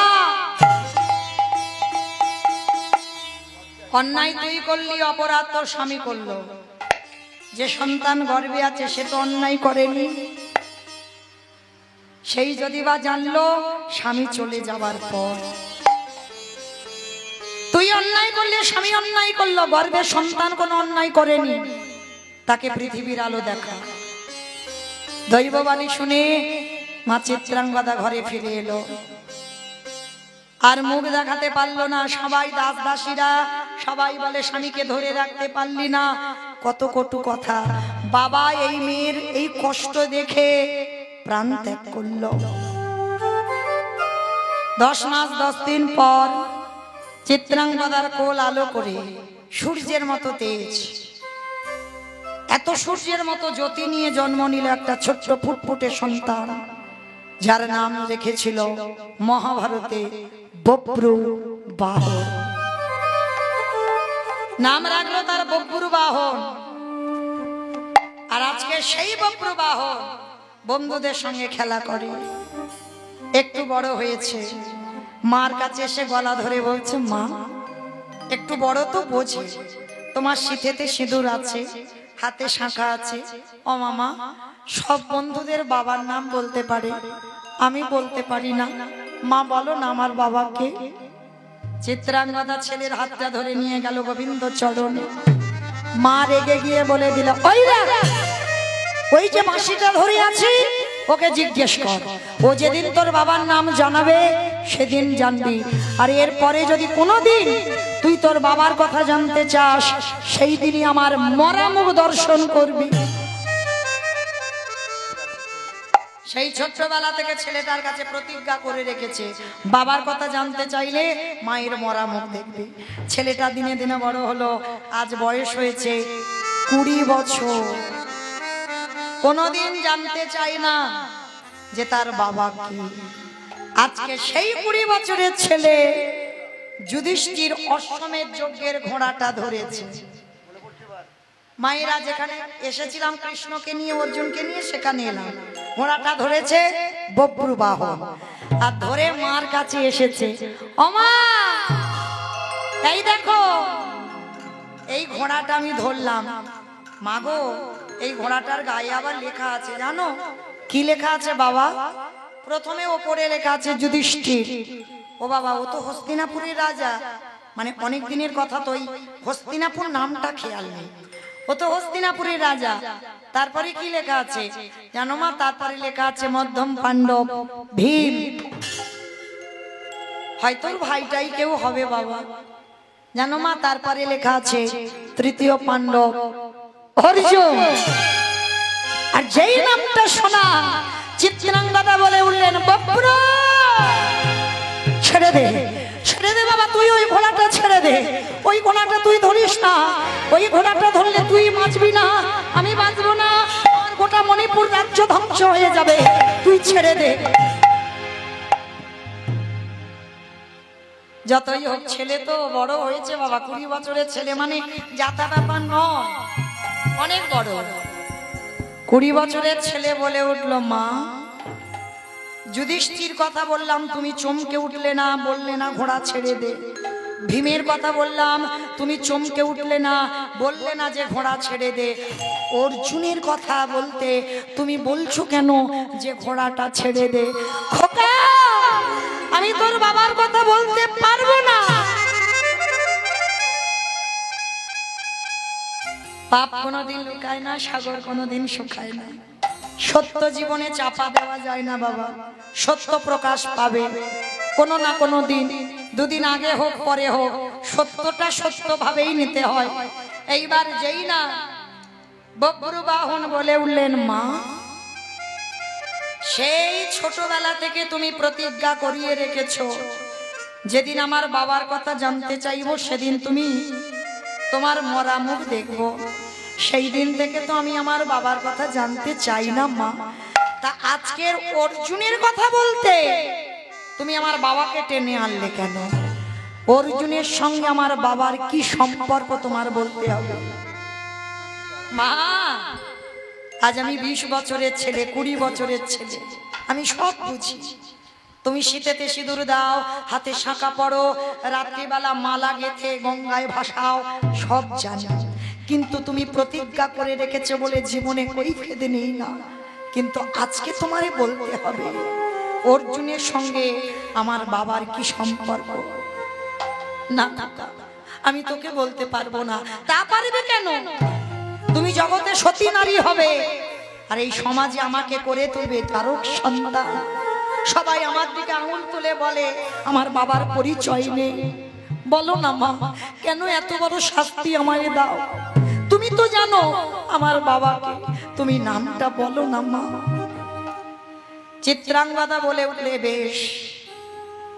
দেখতে দেখতে যখন আমার এত বয়স হয়ে গেল, তুইও অনেক বড় হলি, এতটা জীবন যখন তোকে নিয়েই কাটালাম, আজ আমি বলবো বাবা তোর বাবাকে। মা আজকে তুমি বলবে আমার বাবার নাম কি? বলো না মা। তার মানে আমি জাগরক সন্তান নই, আমার বাবা আছে, আমি পরিচয় দিতে পারবো। বলো আমার বাবাকে। শোন বাবা, তোর বাবা অন্য কেউ নয়, তোর বাবা হলো এই তৃতীয় পাণ্ডব অর্জুন। মা, অর্জুন আমার পিতা। মাগো, আমি মনে মনে ভেবেছিলাম বোধহয় কোনো ভীরু কাপুরুষের সন্তান আমি। তবে আমার বাবা যদি বীর হয়, আমি হলাম তারই সন্তান, মহাবীর বব্রবাহ।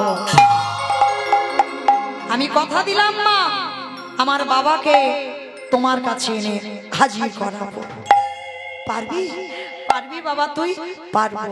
এই যে ঘোড়াটা ছাড়াতে অর্জুন আসছে, আমি নিয়ে আসবো মা তোমার কাছে। খোকা শোন, যদি তোর বাবার সঙ্গে দেখা হয়, প্রথমে ওই রথের সামনে যে থাকবে আগে তাকে প্রণাম করবি, কারণ ও না হলে তোকে তো পিতৃ পরিচয়হীন হয়ে থাকতে হতো। আর শোন, তোর বাবা যদি চিনতে না পারে, এই যে 20 বছর আগে বাবা যে মালা গলায় পরিয়েছিল অর্জুন চিত্রাঙ্গদার গলায়, সেই মালাটা শুকিয়ে গেছে। 20 বছর গুছিয়ে রেখেছে মালাটা, ছেলের হাতে আজকে দিয়েছে। নে বাবা, যদি তোর বাবা চিনতে না পারে, আজকে তুই এই মালাটা তোর বাবাকে দেখাবি, দেখালেই চিনতে পারবে। ঠিক আছে মা, তাহলে আমি আসি, কেমন? এইদিকে অর্জুন এসে গেছে, রথের সারথি হয়ে আমার ভগবান এসে গেছে। এসে গিয়ে যেই না বব্রবাহন দেখেছে কৃষ্ণ দাঁড়িয়ে আছে, সঙ্গে সঙ্গে বাবা কৃষ্ণকে দেখার সঙ্গে সঙ্গে বব্রবাহন একেবারে ষষ্ঠাঙ্গে দণ্ডবত, ধন্যবাদ প্রণাম করলো। ভগবান মাথায় হাত দিয়ে আশীর্বাদ করলো।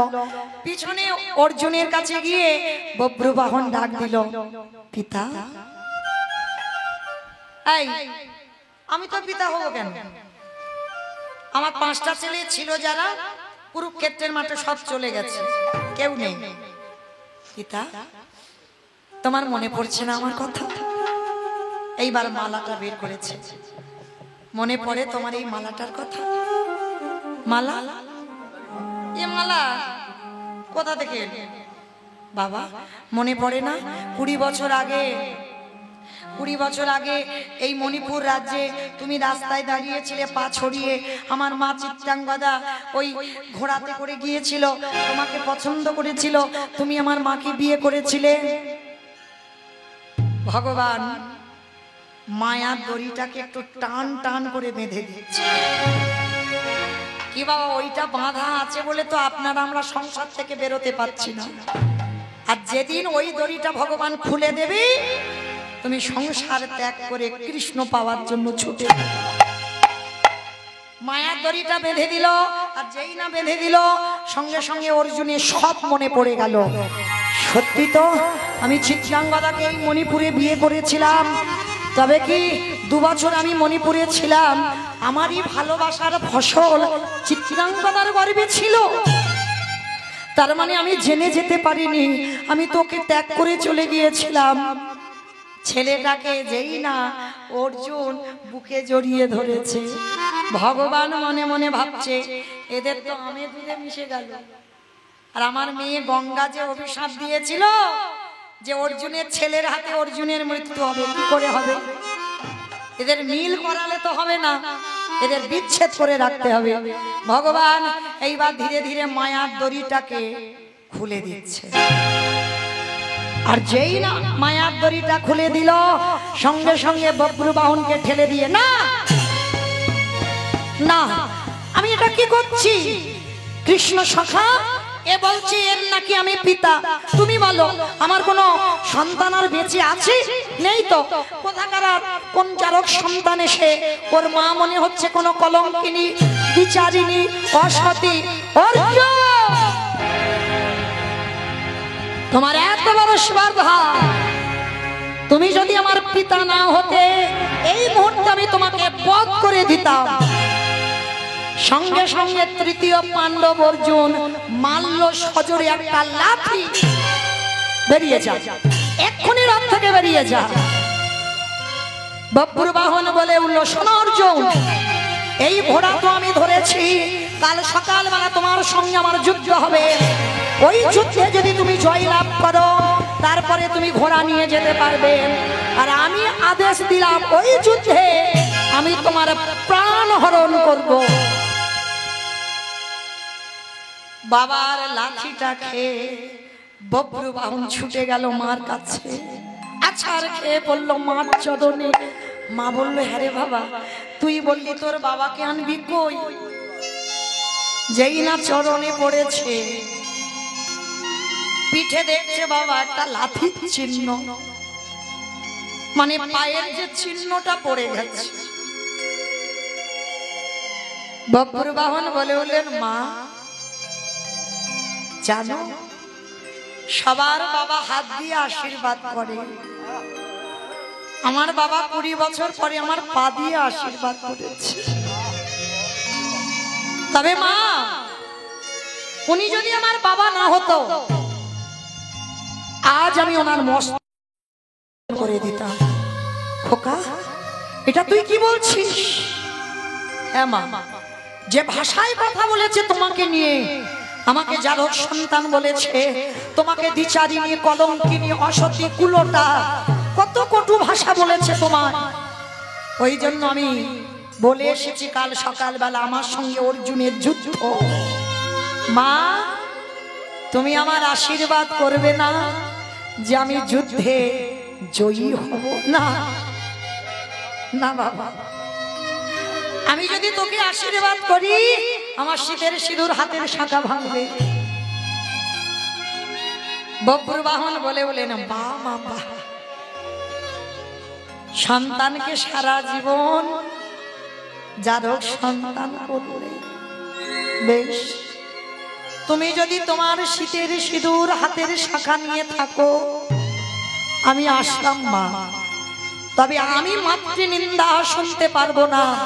যে ভাষায় কথা বলেছে আমি ওনার সঙ্গে যুদ্ধ করব। চিত্রাঙ্গদা মনে মনে ভাবলো, যে ছেলেকে নিয়ে এতটা বছর কাটিয়ে দিলাম, যে স্বামীর সুখ ভালোবাসা পেলাম না, জীবনের শেষ কটা দিন নাই বা পেলাম, আমি আমার ছেলের স্বাদ ধরব।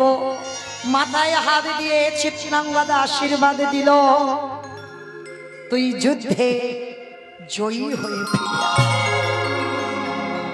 সকালবেলা যুদ্ধের শঙ্খধ্বনি বেজে উঠল, আর যেই না যুদ্ধের শঙ্খধ্বনি বাজলো, বব্রুবাহন আর অর্জুনের প্রবল যুদ্ধ শুরু হলো। একটা একটা করে বাণ বব্রুবাহন মারছে, প্রতিটা বাণ নিরস্ত হয়ে যাচ্ছে। এইবার ভগবান মনে মনে চিন্তা করলো, অর্জুনের গান্ডীব্য ধনুক শক্তিটা ক্ষীণ করে দিতে হবে, কারণ কৃষ্ণ আছে বলে তো এত শক্তিমান। যেই না গান্ডীব্যর শক্তি চলে গেল, বব্রু বাহন বাণ নিক্ষেপ করলো।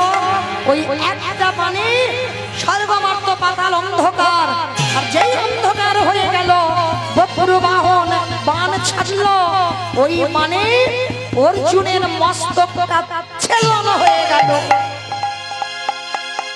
যেই না অর্জুনের মাথাটা কেটে ধুলার পরে ছটফট করছে, যেই না অর্জুনের মাথা কেটে দিল বব্রু বাহনের মা চিত্রাঙ্গদা ছুটে এলো।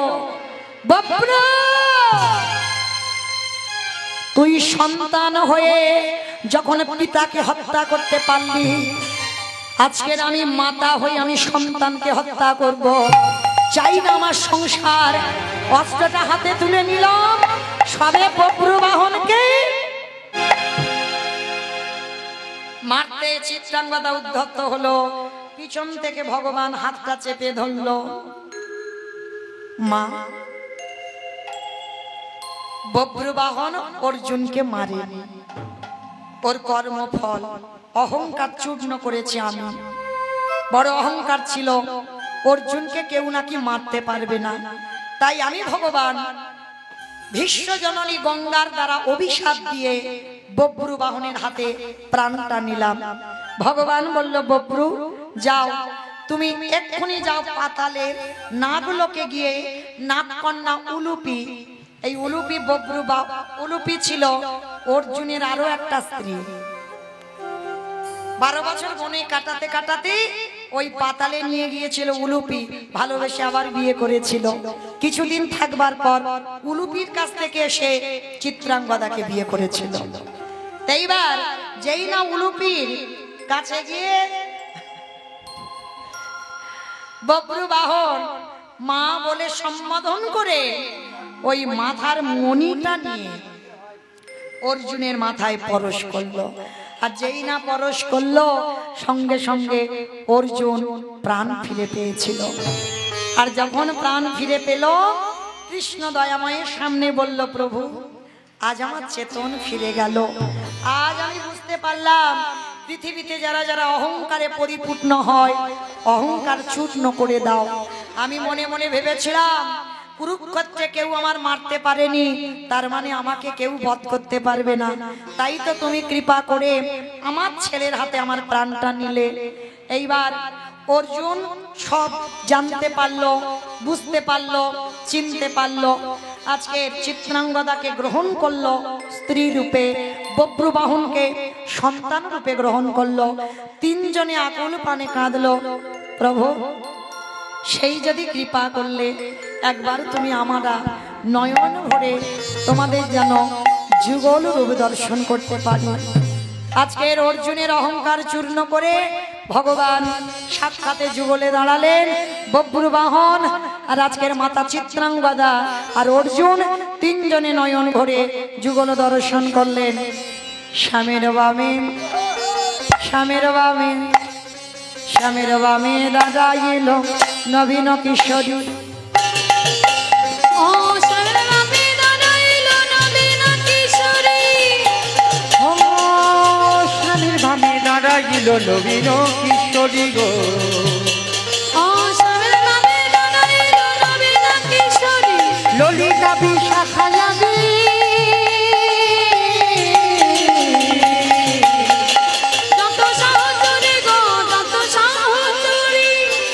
পাতায় পাতায় দিচ্ছে করো তালি। আজকে মায়েরা সবাই দেখি যাবার সময় হাত দুটো তোলো তো। পদ্মের পাতায় পাতায় দিচ্ছে করো তালি, পদ্মের পাতায় পাতায় দিচ্ছে করো তালি। কেন রাখে মাঝিরা হরি বল। মাধুরী গো চরণ মাধুরী। নিতাই গৌরী হরি বল। নিতাই গৌর হরি